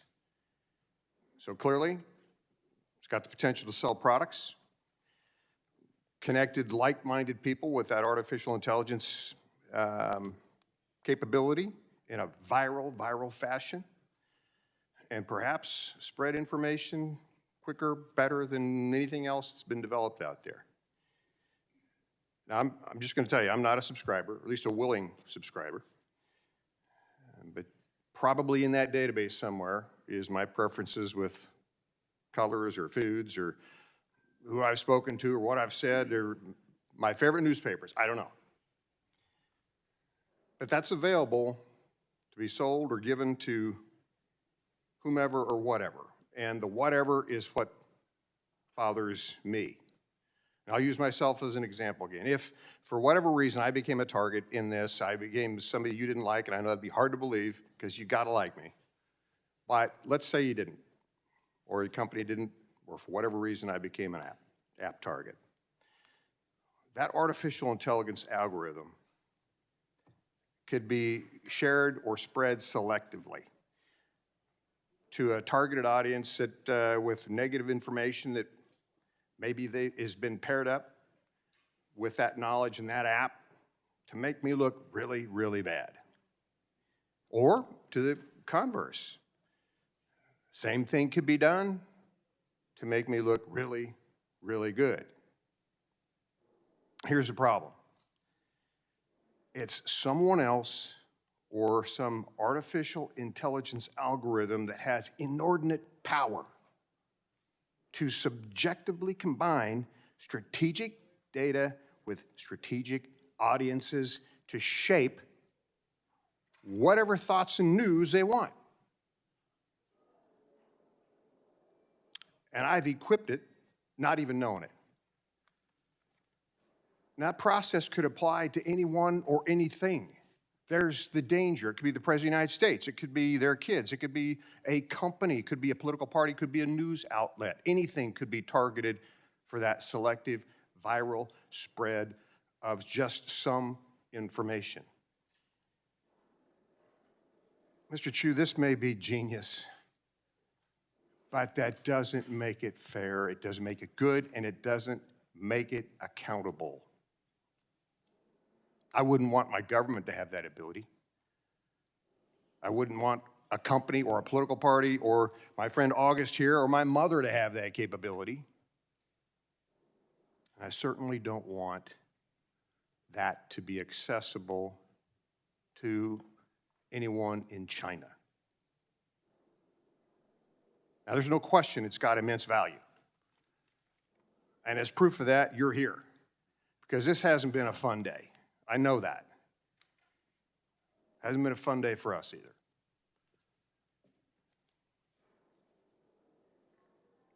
Artificial intelligence is difficult to manage once it's on auto cruise control, and it's, as we've talked about, nearly impossible to wall off data. I know the idea, I know a little bit about databases, I know a little bit about corruption of those databases. It's very difficult to wall things off. And unfortunately, there's this thing in called human nature where there's some dark components from time to time. There's always a temptation to monetize things or perhaps use some of these tools for nefarious purposes, and they can have absolutely devastating consequences. So, Mr. Chew, I'm going to wrap up my comments and just say that this is so attractive. TikTok poses as a Mr. Rogers neighborhood, but it acts like Big Brother. And that's got to stop. Madam Chair, I yield Will the back. gentleman yield? Gentleman yields back. The gentleman yield?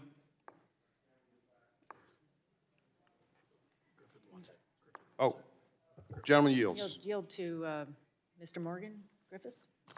I thank the gentleman for yielding. Mr. Chew, earlier we had submitted into evidence the TikTok ByteDance and their ties to the Chinese Communist Party report that was filed as an exhibit last week with the Senate in Australia. If you have any comment, I'd like to get it on this paragraph out of their summary. Our research confirms beyond any plausible doubt that TikTok is owned by ByteDance. ByteDance is a PRC company, and ByteDance is subject to all the influence, guidance, and de facto control to which the Chinese Communist Party now subjects all PRC technology companies. We show in this report how the CCP and the PRC state agencies together, the party state, have extended their ties into ByteDance to the point that the company can no longer be accurately described as a private enterprise. You keep calling it a private enterprise, but all the countries in the world are saying it's not a private enterprise, it's part of the Chinese Communist Party. What say you, sir, yes or no? Is it part of the Chinese Communist Party, as everybody thinks, or are you still living in some mystical world? I disagree with many So conclusions. you're living in the that mystical report. world. I yield back. Gentleman yields back. Chair recognizes Ms. Democrat, right? Yeah. The gentlelady from Minnesota, Ms. Craig, for 5 minutes. Well, thank you so much, Madam Chair, for yielding. Mr. Chew, I'm probably like a lot of parents who are also members of Congress out here. I know a number of us, when you testified earlier today, you mentioned that the over 35 segment was a growing group of potential users. As if over 35 is old, and I realize that my own children think that I'm ancient, our 4 boys. But like a lot of us up here, we understand that there is some potential good, and of course, many of your influencers are doing what they're doing for all the right reasons. But one thing in your testimony you said a lot was safety. But as a mother and as a member of Congress and as someone who's very concerned about drug use in our country, I was surprised that that didn't come up once in your testimony, no real reference to it here today. You know, I've raised my concerns in general about social media platforms serving as an illegal marketplace for drugs in prior big tech hearings, and I plan to continue that focus during today's hearing. Mr. Chew, a March 8th, 2023 article in the Washington Post detailed the fact that TikTok has made little progress in combating the sale of illegal drugs on your platform. In fact, Colorado Attorney General Phil Weiser said that getting drugs on a platform like yours was nearly as convenient as using a phone to order a pizza or call an Uber. That same article mentions that law enforcement agencies have been frustrated by TikTok's lack of competition in the form of data sharing. In my view, TikTok has taken little action in response to this crisis.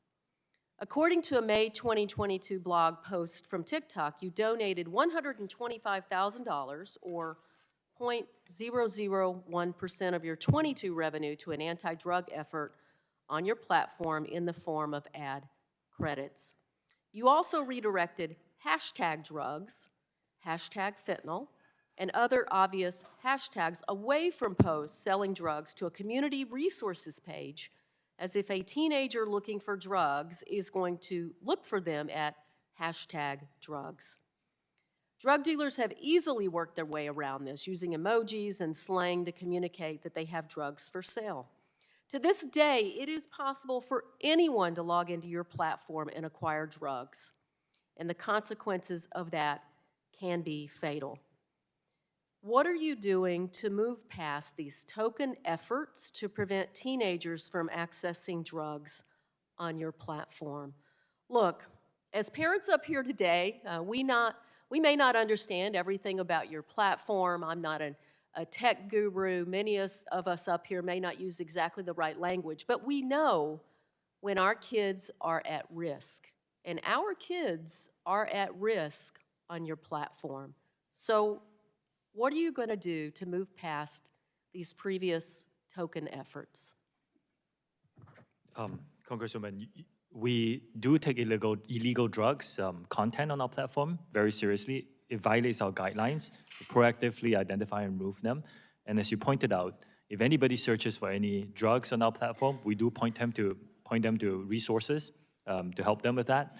At the same time, we have also taken product changes. Like, for example, we don't allow our under 16 users to use direct messaging. And the reason is because, we wanted to, there was a trade-off here. And we believe that, it will protect these younger users better from getting contacts from people trying to push illegal activity. So we will continue to work on it. Again, no company can be perfect at this. We're not saying we are. Mr. Chew, I, with all due respect, the no company can be perfect line has been used way too much today. I'm going to reclaim my time. Clearly in the 3+ hours you've been before us today, what you're saying about Project Texas just doesn't pass the smell test. My constituents are concerned that TikTok and the Chinese Communist Party are controlling their data and seeing our own vulnerabilities.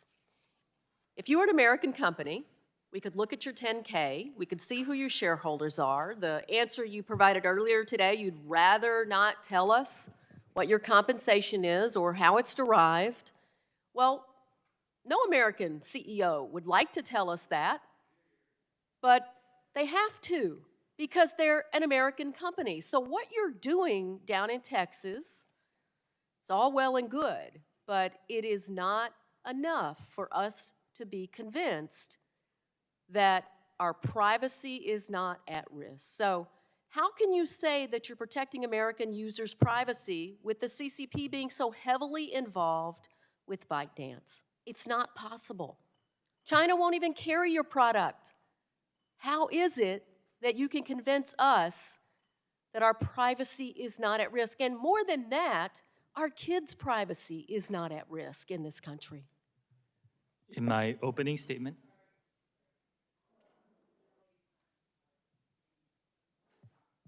thank you, Madam Chair. Gentlelady's time has expired. We're going to have to continue on. Gentleman from Georgia, Mr. Allen's recognized for 5 minutes. Thank you, Madam Chair, and thank you, Mr. Chew, for being here today. September 2021, the Wall Street Journal published an article titled "How TikTok Serves Up Sex and Drug Videos to Minors." This article gives a chilling depiction of the types of content that TikTok's algorithm is curating for our children. This article claims that your application served an account that was registered as a 13-year-old, quote, videos about drug use. It referenced to cocaine, meth addiction, and promotional videos for online sales of drugs. The algorithm was also found to have delivered countless videos depicting, quote, pornography and other adult content to the device of an account that was registered as a 13-year-old. Could you please explain to the members of this committee and parents across the country why your company deems it acceptable for such inappropriate content to be prominently featured on a child's For You page? A lot of the content that you mentioned, Congressman, are violative of our own policies, and we don't think they're acceptable, and we will remove them when we identify them. We take this very seriously. I mentioned this. This is an industry-wide challenge. We're investing as much as we can. We don't think it represents the majority of the user's experience on TikTok, but it does happen. Some bad actors try and come in and post some of this content, and we're doing our best to invest as much as we can to remove them. Well, I would say you're not doing enough. I have 14 grandchildren, Mr. Chew. Do you personally believe that such content is appropriate for minor children to consume? A lot of the content that you mentioned, like porn, for example, is not allowed on our platform. So no, I do not think they're acceptable for young people to consume. Earlier this week, the Wall Street Journal published an article titled, quote, "TikTok's Chinese partner has another wildly popular app in the U.S. This app is called CapCut. Is a video editing tool to help users go viral on TikTok. While for obvious reasons, most of our attention is focused on TikTok and ByteDance, other companies and their applications are also continuing to exploit the privacy of Americans. TikTok, CapCut, Lark, FaceU, all of these apps are also controlled by ByteDance and pose serious privacy concerns. In 2022, it was reported that TopBuzz, an international version of ByteDance's censored Chinese news app, was used to spread pro-China messages to Americans. When it comes to the data privacy of Americans, we must have a clear set of guidelines to ensure Americans' data is protected and not passed along to unknown third-party actors who could pose a threat to our security. I urge my colleagues to continue to work together to pass a national data privacy bill, not just one out of the House Energy and Commerce Committee, but also through the House of this Congress. It is the only systematic way we can address privacy concerns. Unfortunately, I've been given no reason to believe that TikTok does not pose a threat and cannot be trusted to follow our laws when they conflict with the desires of the Chinese Communist Party.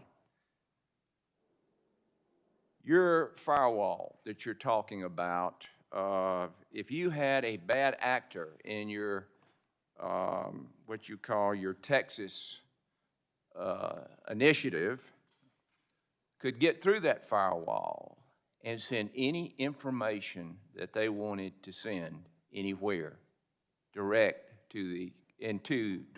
to the Chinese Communist Party. Would you deny that? Congressman, this risk that you talk about exists for every company, bad actors. I'm talking about TikTok, sir. In fact, the risk is lower for us because these... It is a risk, correct? The personnel will be vetted. So the risk is actually lower than most companies in the industry. Well, that is why we have to deal with your company. And with that, Madam Chair, I yield back. Gentleman yields back. Chair recognizes the gentleman from California, Mr. Peters, for five minutes. Thank you, Madam Chair. Mr. Chew, thanks for being here today. You know, your testimony discusses an effort your company has named Project Texas and the investments your company has made in creating a firewall between the United States user data and entities in China susceptible to influence by China's government. And with your company's recent announcement by CFIUS that CFIUS has instructed TikTok to separate itself from ByteDance or face a ban, TikTok's commitment to retaining this firewall is at a crossroads. So I want to ask you some questions about your company's long-term plans to ensure the safety and security of American data. And this, for me, is the crux of the concern for me about TikTok. First of all, does the Chinese government need to approve Project Texas for TikTok to agree to it? Congressman, we have designed Project Texas to move forward in the United States. This is something that we have described at length in the written testimony and in my opening statement. The firewall of American data stored on American soil by an American company overseen by American personnel. This is designed to move forward in the United States. But does the Chinese government need to approve Project Texas for you to agree to it? We do not believe so. How is TikTok considering the future of Project Texas in the event of a sale or other ownership changes? Are there elements of the Project Texas that TikTok would change prior to, or? I cannot speak on this hypothetical or on, on potential, owners who I cannot represent. Okay, you don't know? I don't know, yes. Despite Project Texas's planned positive changes, it does include several broad exceptions that would allow large amounts of U.S. user data to routinely leave the country. I want to know a little bit more about these exceptions so I can understand whether Project Texas can live up to its promise of protecting Americans' user data. I understand that under Project Texas, business data and public data will be permitted to regularly leave the United States. Is that correct? Almost all the data is under the that's not public, is under the definition of protected data. This accepted data that you mentioned, I can get back to your team on this, is really for interoperability purposes, to make sure that the business can still operate and American users are still getting the benefit Can you tell us of a global platform. where the data goes and how it's used by the company? It will travel outside of the United States, but I can get back to you on the specifics. It's data that it cannot be used to identify users, so it really is data that ensures the interoperability of the platform. And I understand that. I think we would want to have some understanding of how we would distinguish that by definition, and then also how it would be enforced. I can get back to you on those specifics. How is the U.S. data used to promote certain content back in the United States market, for instance? I'm sorry? So, you'll have U.S. data feed the. All right. Can you discuss when you discuss where the data goes and how it's used by the company? How and at what points of data transfer does the U.S. data feed the PRC developed algorithm used by TikTok? How would the data that you're talking about? TikTok is not available in mainland China. The PRC developed algorithm used by TikTok, how does U.S. data get fed by that? The algorithm that leads to the U.S. app is in the Oracle Cloud infrastructure and is trained by U.S. and global data. Again, TikTok is not available in mainland China. How can we trust that these exceptions for Project Texas won't be abused by China's government or by foreign adversaries? This is the fourth commitment: transparency, third-party monitors, including the definitions of these exceptions, and we can be very transparent on how they're used.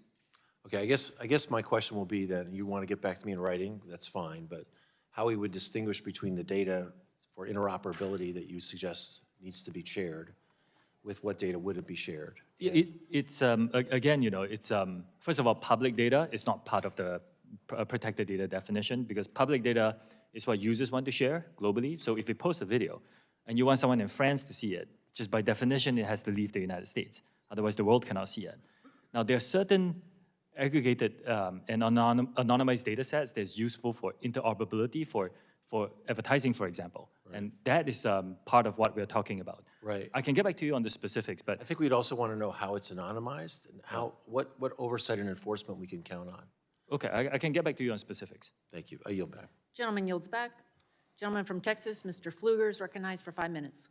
Thank you, Madam Chair. Mr. Chew, I got to hand it to you. You've actually done something that in the last 3 to 4 years has not happened, except for the exception of maybe Vladimir Putin. You have unified Republicans and Democrats. And if only for a day, we're actually unified because we have serious concerns. Does TikTok support good? I mean, is TikTok a platform for good? Just yes or no? I believe yes. Okay. Does TikTok support freedom of speech? Yes, it's one of the commitments I've given this committee. Do you personally support the First Amendment? Congressman, I'm here to talk about TikTok. As the CEO of TikTok? I'm here to talk about TikTok. As the CEO of TikTok, do you support TikTok supports freedom of speech. Thank you. Does TikTok support genocide? Again, Congressman, I'm here to talk about TikTok. Does TikTok support genocide? Does TikTok? No. Okay, thank you. Okay, but I'm here to talk about reclaiming my time. I'm going to go to a video now, and it's from Enes Kanter Freedom. And I'd like you to see Enes Kanter Freedom, who has spent his entire career post-MBA fighting against human rights violations within the Chinese Communist Party. Go ahead and play this video, which highlights a situation that allegedly shows some human rights violations inside China. Please play.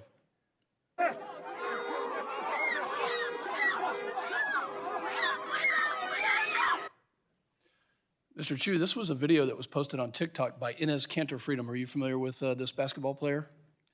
I'm not familiar with the specifics of this, but I can tell you that. Are you familiar with the player Enes Kanter Freedom? Congressman, I'm not okay, familiar with this. You just have to open TikTok and just search for this kind of content. It really exists. I've read the moderation policy. Let me just quote what you've talked about: content moderation. TikTok has a moderation policy, yes? We do have community guidelines that One of the guidelines says material that in the sole judgment of TikTok is objectionable. Is this an example? Banning Enes Kanter freedom, is that an example of objectionable material inside the Chinese Communist Party in mainland China? We do not take down content simply because it's critical of China. He was banned We do not do 1 that. week after this video. We do not do that. And I can check on the specific. If you need a note, go ahead. The note says he's not banned. His account was taken off 1 well, week after. We can check on the specifics. We can check. Yeah. So let's get to some other questions. Thank you for the slide. Your privacy policy states that you collect a great array of data, keystroke patterns, app file names and types, sometimes approximate location, GPS location. Are keystroke patterns and rhythms part of TikTok gathering, the data that is gathered by TikTok? If you're talking, Congressman, specifically about keystrokes, keystrokes, we do not engage in keystroke logging to monitor what the users say.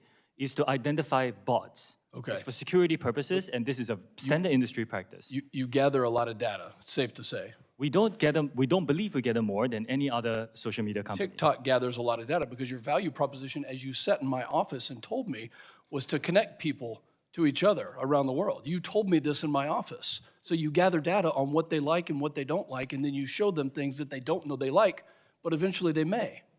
You told me this. I think that's, I don't think that's what I said. What I said is that we connect people together, yes. These are interest signals, and that doesn't mean that we collect more data Are you than other aware of companies. any instances of TikTok distributing content from Chinese state media? I'm sorry? Are you aware of any instances of TikTok distributing content from Chinese state media on the platform? We will label them clearly for our users to understand that.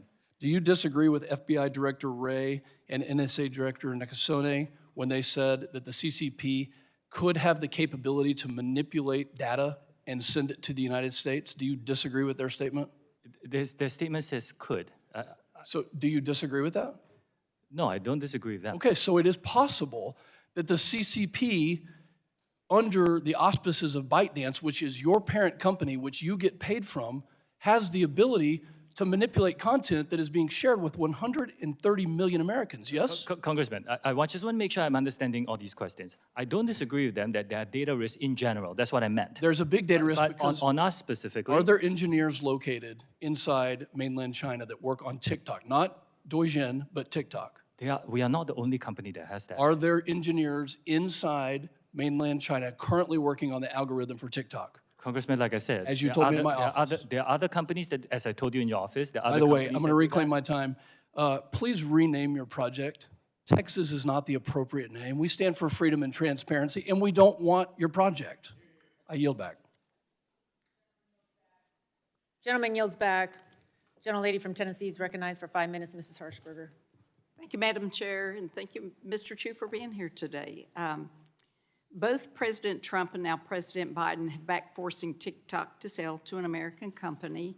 However, the Chinese Communist Party has put export controls on algorithms, ByteDance that power TikTok.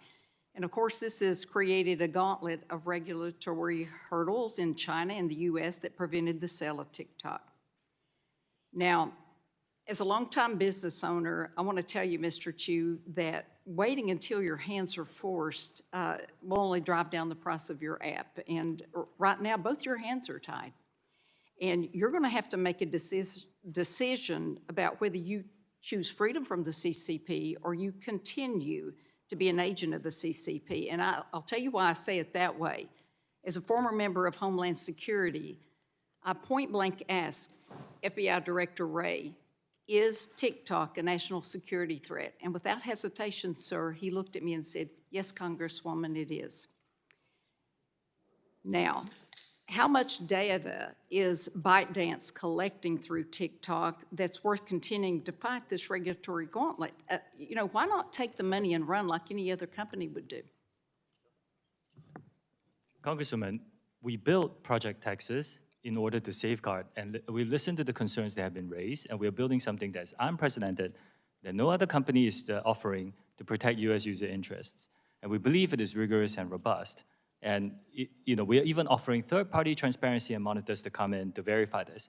Frankly, I haven't heard any good reason why this doesn't work. I've heard a lot of rhetoric around this, but I haven't heard a good reason why it doesn't work. I look forward to these conversations, by the way, with you. Absolutely. Well, let me go down this road. When TikTok was unveiled to the public, its business model was solely based on generating revenue from advertising. Of course, ByteDance operated a separate app called Douyin for the Chinese marketplace. TikTok is embarking on becoming a so-called super app. In other words, it's a one-stop shop with everything you do, as Representative Fulcher said. It's reported that TikTok's algorithms are so powerful that owner ByteDance has begun to license it to other companies. TikTok's recommendation engine drives usage on the platform, and this leads to promises of quick exposure and fame that leads to even more people joining. And when you sign up, TikTok starts collecting data about you, your location, your gender, your age, your facial data. The user never gets to the end of the content, and that's by design. And obviously, that makes you a lot of money.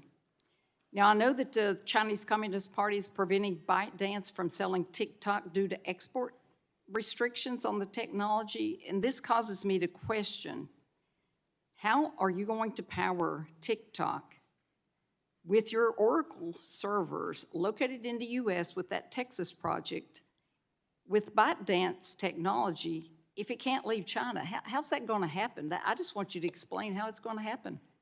Congresswoman, the way that we design this is so that any piece of software that is impactful to the code that enters, that some technical details around this will be reviewed by a third party or a few third-party monitors, just to make sure that we're all comfortable with the code. I want to say this again. I don't know of any other company in my industry who is offering this level of transparency. Well, why are there two different versions of apps, one in China and one in the United States? It's just a different business. Well, I think we all know the reason that the Chinese get a different version, because ByteDance puts China first and America last. And, TikTok has, with everything we've heard today, sir, when you see 13-year-olds, 16-year-olds, you see the degradation that's happening to our youth and our society. It's deceptive, and it's destructive comment, and it's comments, and the worst thing is that it's deliberate, sir. And that's not acceptable. And with that, Chairwoman, I yield back. Gentlelady yields back. Gentlelady from Iowa, Ms. Miller-Meeks, recognized for 5 minutes. Thank you, Madam Chair, and just like to thank our witness, Mr. Chew. Having been in the hot seat, so to speak, before when I was in State Senate, I know how challenging this can be, and thank you for your demeanor throughout all of this. But certainly, as you can see, in a bipartisan way, we have concerns, and those concerns are valid. And this is a yes or no question. Does TikTok track users' individual keystrokes? Only for security purposes, for example, detecting bots, but we don't monitor what users say. So the only purpose that you would monitor keystrokes is for security purposes. I can get back to you on more specifics, but this is not unlike what many other companies in the industry does. So the keystroke monitoring does not go beyond what common industry practice in comparison to platforms like Facebook or Instagram use? Yes, I believe so. Okay. And does TikTok keep records of users' credit cards and passwords? I'm not aware of that. You don't need that to log in. Of course, I can get back to you on specifics if you make a transaction on an e-commerce platform. But regardless, all that US data will be stored within the Project Texas firewall, within the Oracle Cloud infrastructure and overseen by American personnel. So you would store credit card and password information? I need to check on the specifics. We are launching a pilot e-commerce plan, and we're making sure that that data is very secure within the Oracle Cloud infrastructure. I think you've made a point of saying that your platform is not different than other platforms on social media, and therefore are no more responsible than Facebook or Instagram or Twitter or the other social media platforms.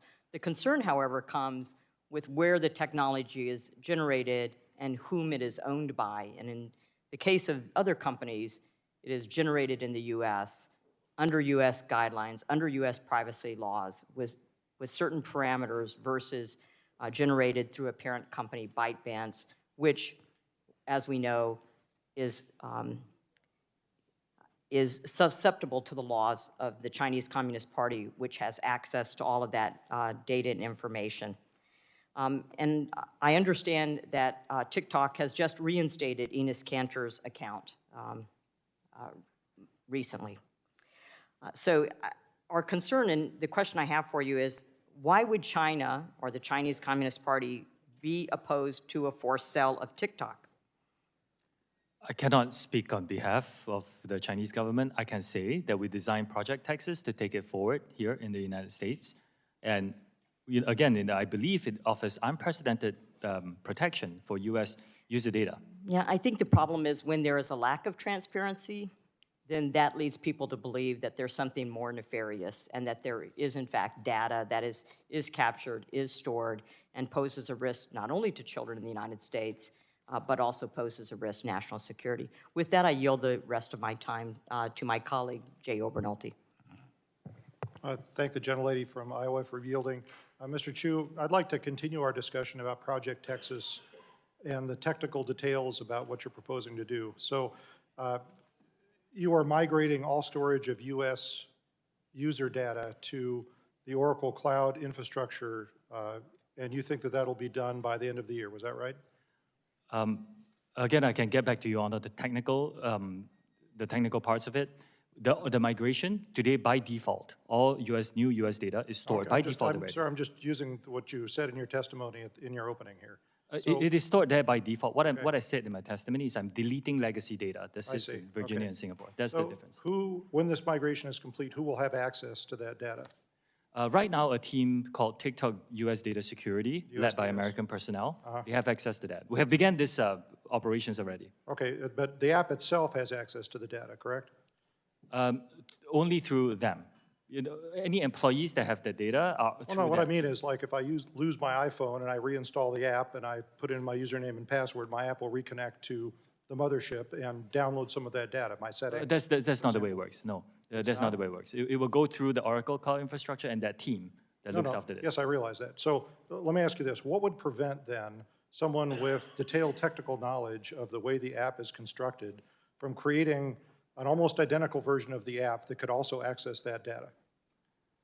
That's what we are giving you third-party monitors and transparency. Yeah, but they're monitoring the source code for your app. I mean, ByteDance, these engineers have been working on this app for years. What would prevent them from making an app that could also access that data? Congressman, I think we're going into the area where, what if there's a hacker? What if there is this? This is a common industry problem, as you know. Well, I mean, it's just, I see my time's expired. It illustrates the point. Okay. I'm just skeptical that you're technically Gentleman's able time to has do expired. what you Gentlelady's time promised. has expired. Mr. Chew, I recognize that we have run over. I appreciate your time. We have just a few members left and would appreciate the chance for them to get to answer or ask their 5 minutes worth of questions. Gentleman from Virginia, Mr. Griffith, is recognized for 5 minutes. Thank you very much, Madam Chair. Mr. Chew, you share legal counsel, lawyers with ByteDance, yes or no? Yes, we do. And you testified that you prepared extensively with your legal team for this hearing, yes or no? With my team in DC, including the Including some of your legal counsel? Yes. Right. And did they tell you about the report to the Australian Senate of March 14th that I referenced earlier? Did they tell you that that report was out there, yes or no? I cannot recall how I found out about the report. But you know about the report? I can check, and yeah. And did they tell you to favorably cite the Citizens Lab in your written testimony today, yes or no?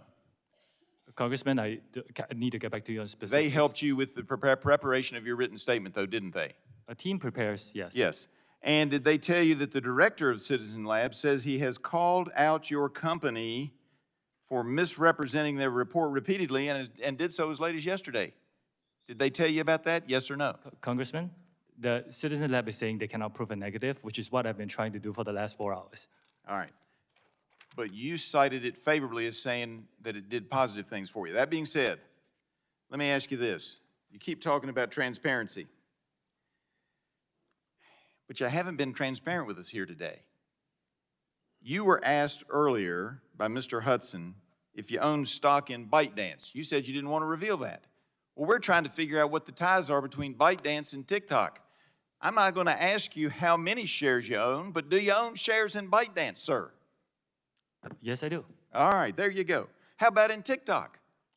Right now, all employees own shares in one Yeah, sure. entity. I expected that. I just don't understand why you didn't tell Mr. Hudson that and were transparent earlier. Instead, you made us drag it out of you. All right. Now, let's talk about the kids.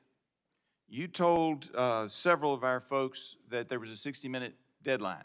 You also told us that if you were under the age of 18, you couldn't access the live section, the live option. So I texted my 17-year-old and my 15-year-old, and I basically got scoffs back, when I said, are you all limited to 60 minutes?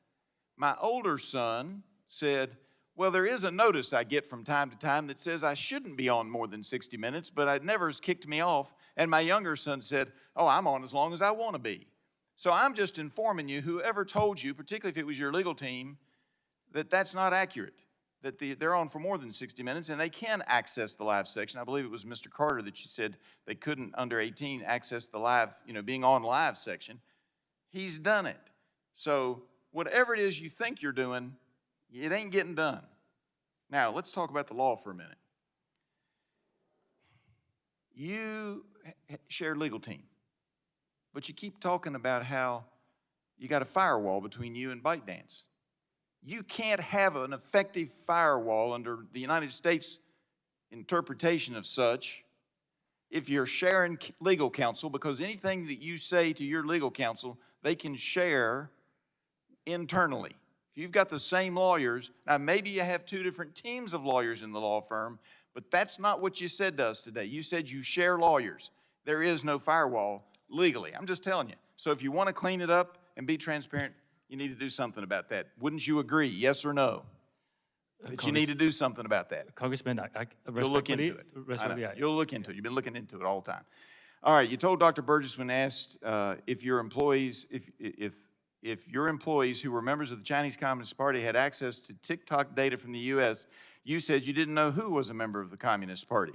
But then, Congressman Wahlberg, you said that the CEO of TikTok was not a member of the Chinese Communist Party. And to Congressman Kelly, you said the founder of TikTok was not a member of the Communist Chinese Party.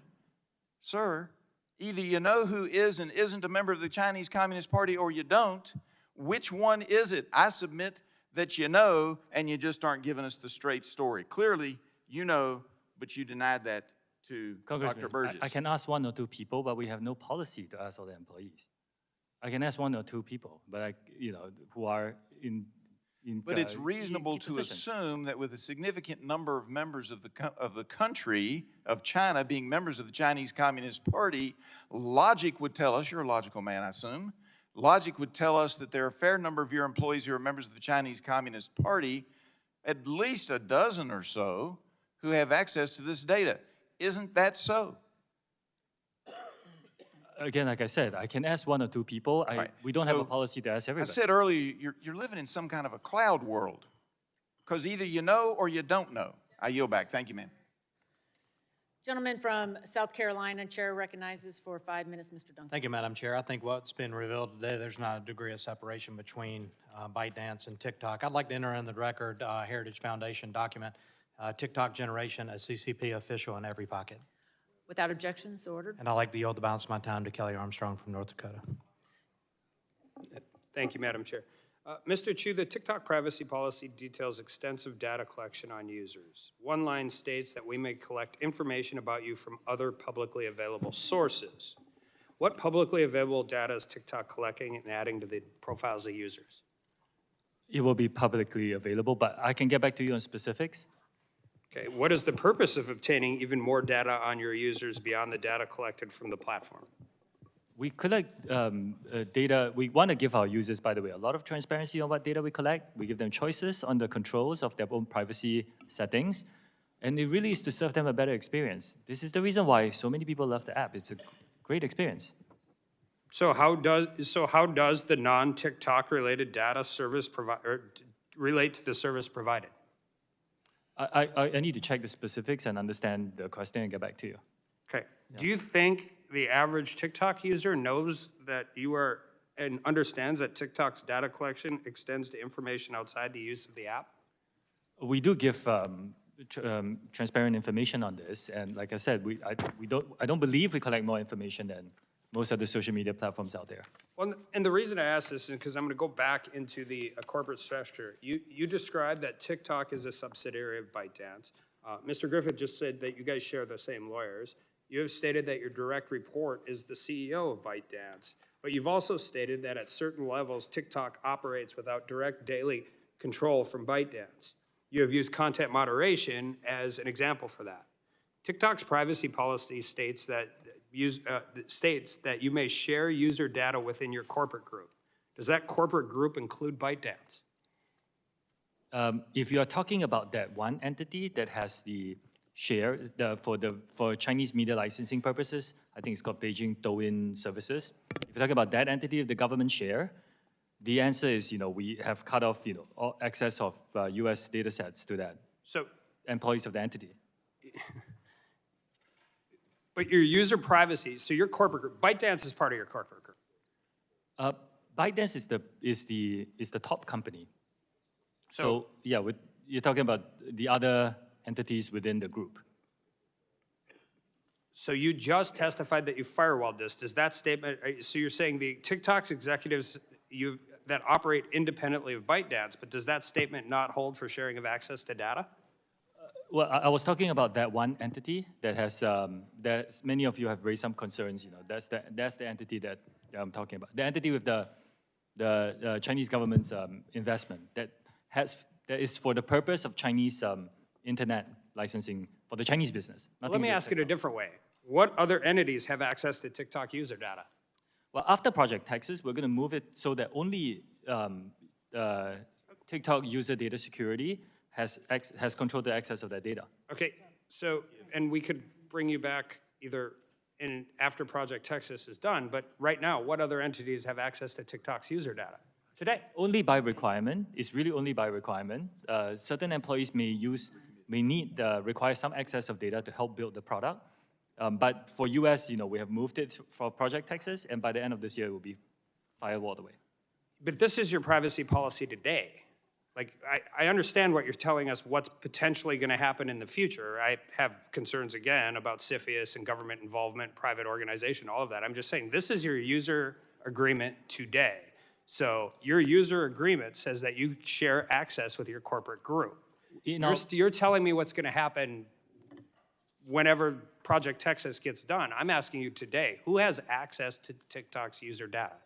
In our user agreement, Congressman, in our privacy policy, we also added a link so that our users in the US can be informed about Project Texas. The link is there. So the link is there to private, but I understand what you're trying to do moving forward. I have my own concerns about that, but we're sitting here today in a hearing, and your privacy policy is different than your testimony. Your privacy policy specifically says that you can share user data within your corporate group. So are you saying even though your privacy policy says that, you're not doing it? Like I said, no, I don't think there's any contradiction here. Like I said, Project Texas, when it's done, we firewall off that data. We still have some legacy data in Virginia and Singapore that we started deleting, and will be done by the end of this year. So at the end of this year, then you won't share it. Does that mean you're sharing it today? I don't believe so, but there is some data. Then why haven't you changed your privacy policy? Why haven't you updated it? We did update it, and we gave our users more information on Project Texas. We did update it.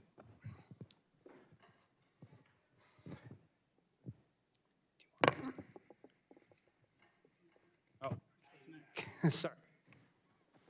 Gentleman yields back. Gentleman from Texas. Chair recognizes for 5 minutes Mr. Crenshaw. Thank you, Madam Chair. Thank you, Mr. Chew, for bringing Republicans and Democrats together. Appreciate that. I want to get right to the critical point of concern. So TikTok is able to collect massive amounts of personal data. We all know that. That means it could, if it desired, to use this data to influence narratives and trends, create misinformation campaigns, encourage self-destructive behavior, purposefully allow drug cartels to communicate freely and organize human and drug trafficking. Now, to be fair, all social media companies could do that. But here's the difference. It is only TikTok that is controlled by the Chinese Communist Party. All these other social media companies are not. Mr. Chew, do you agree that TikTok is controlled by the CCP? No. Okay, I thought you'd say that. I disagree, as you thought I might say. Here's why I disagree. Your parent company is ByteDance, right? That's correct. It is correct.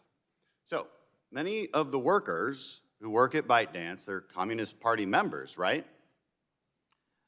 I wouldn't know. Well, I think, for example, the chief editor at ByteDance, Zhang Vuping, is the Communist Party secretary, correct? He works on the Chinese business, not on TikTok. Right. He works for ByteDance, the parent He works company. on the Chinese business. Right, the parent company of TikTok. The Chinese business is called Douyin. Yeah, but it's all associated with ByteDance, right? So ByteDance owns a number of businesses. Right. They are You all report to ByteDance. Everybody's part of ByteDance, okay? And do you know of any other employees that work for ByteDance that are part of the Chinese Communist Party? Like I said, ByteDance owns Chinese businesses and they operate in China. You don't know how many, but you acknowledge many must be card-carrying members of the CCP, right?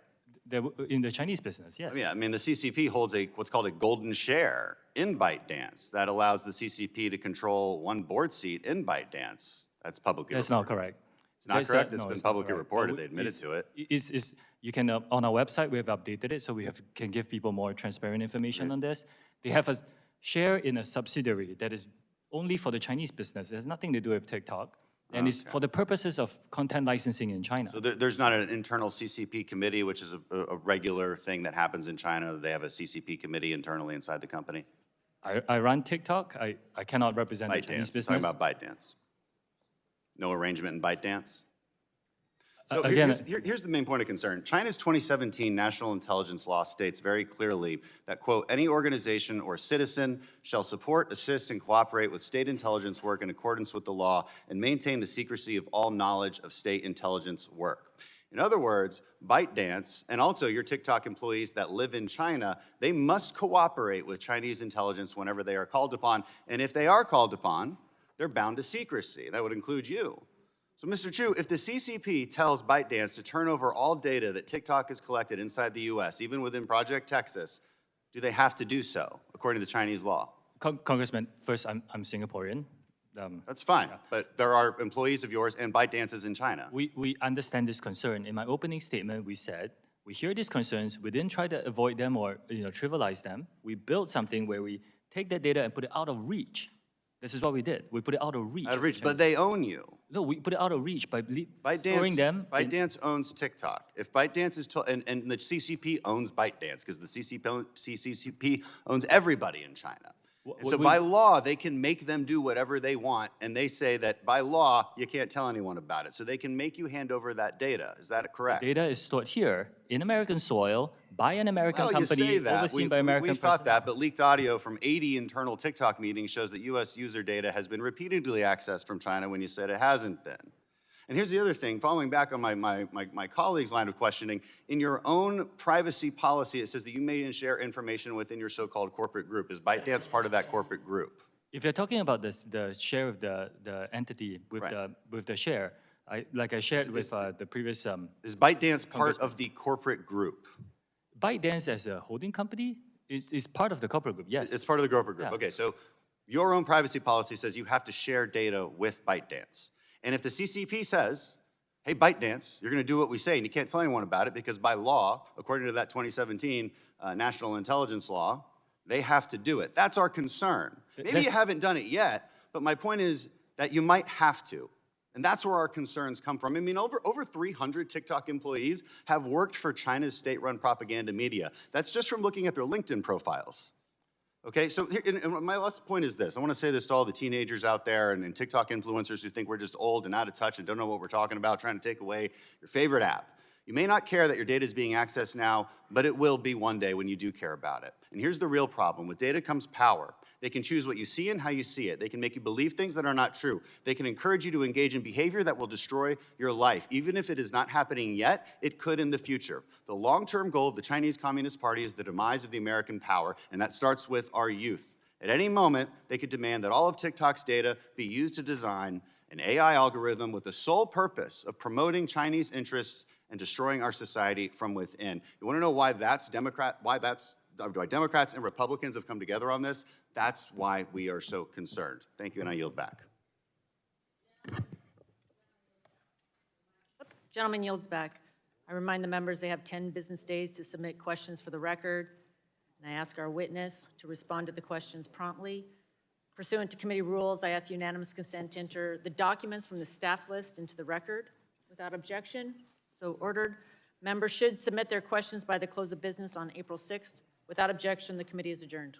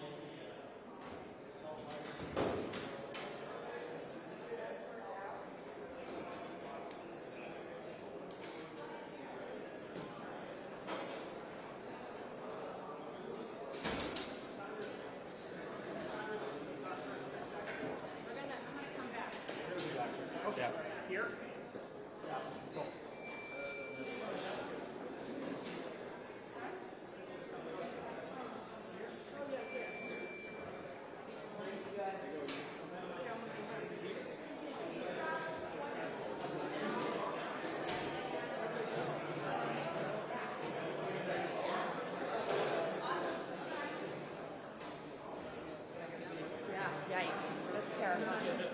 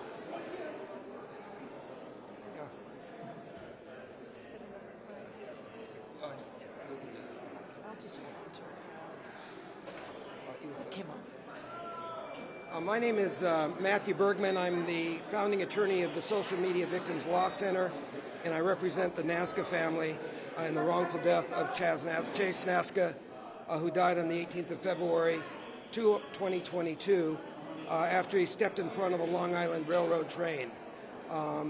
He was a well-adjusted child.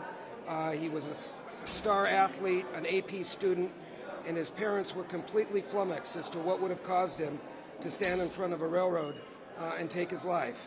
And it was only after he passed away when his father, Dean Nasca, saw his TikTok account, saw thousands of TikTok videos in his For You feed, specifically advocating that he commit suicide and explicitly suggesting that he walk in front of a train.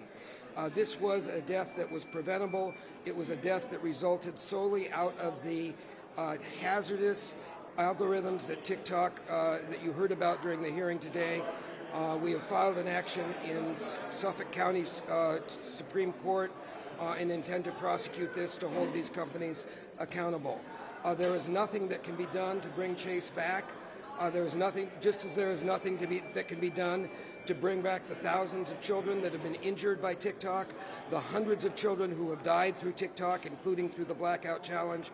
But it is our hope that by holding these companies legally accountable, we can save lives in the future, that we can cause them to change their dangerous designs, assume responsibility and accountability, and help ensure that families no longer have to undertake the pain that never goes away, and the loss that's never filled of losing a child.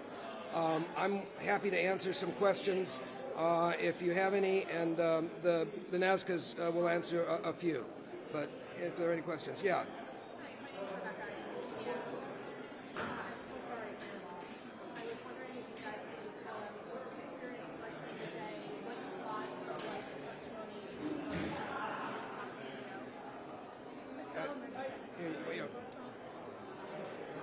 I was surprised at how aware the representatives were.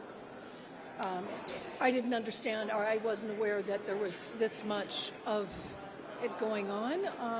You know, I certainly have my own personal experience with it and what happened to our son, but I wasn't aware that it is as broad as it is across the country. So that was very eye-opening to us.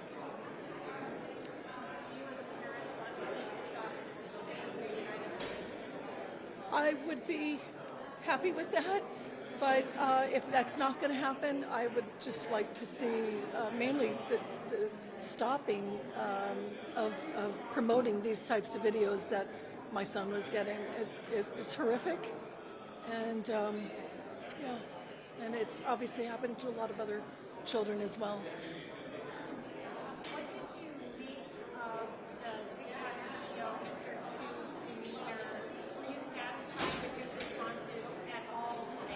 No. Mr. Obfuscate? Mr. Obfuscate? Yeah, he couldn't hear you. I said Mr. Obfuscate. Yeah, I mean, he just circumvented everything, you know. I heard him say, what, we're very serious about safety. It must have been about 30 times. But hasn't offered a single piece of what they plan to do to correct this.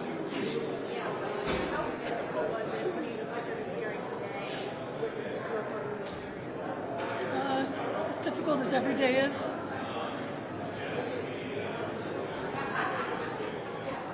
What would you like Mr. Chew to know if you could speak directly to him right now? He's not concerned with anything of dealing with this. His concern is with China. This doesn't scare him. China scares him. So he's not going to modify his behavior because there isn't really a threat here. Thank you. Any other general questions? Okay. Yeah. Yeah, Matthew Bergman, Social Media Victims Law Center, Dean Nasca, N-A-S-C-A, and Michelle Nasca, N-A-S-C-A. And my email, if anyone has follow-up questions, my email is matt@socialmediavictims.org, and I'd be happy to answer any questions in writing that you may have. Thank you very much for your coverage and for your sensitivity. And I guess I just want to also just express our thanks to Chair McMorris Rogers for her leadership, to Ranking Member Pallone, and for Congressman Isakis for his kind and generous treatment of my clients. So thank you.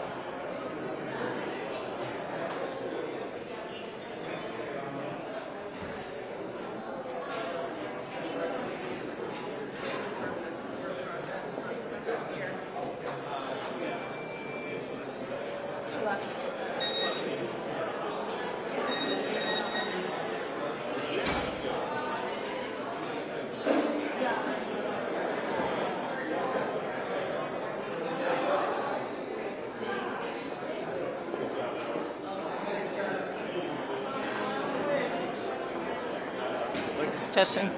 Thank you all for coming.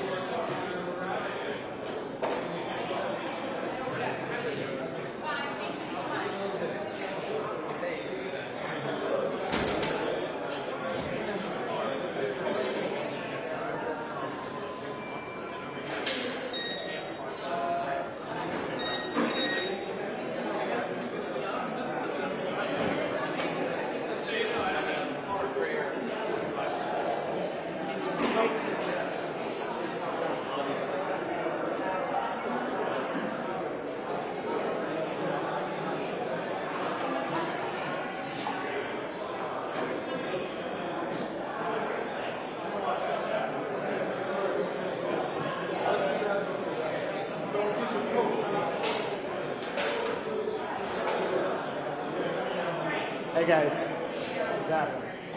How you doing? Ashley, pull your mic. Nobody stops here. With you. The chairwoman did say she was coming back. Didn't she say she was coming back? Yeah. Ashley, the chairwoman said she might be coming back. You don't care? We do a live shot with her. Oh yeah, you're done with her. Yeah. Is she gonna come back? We're good. She's not.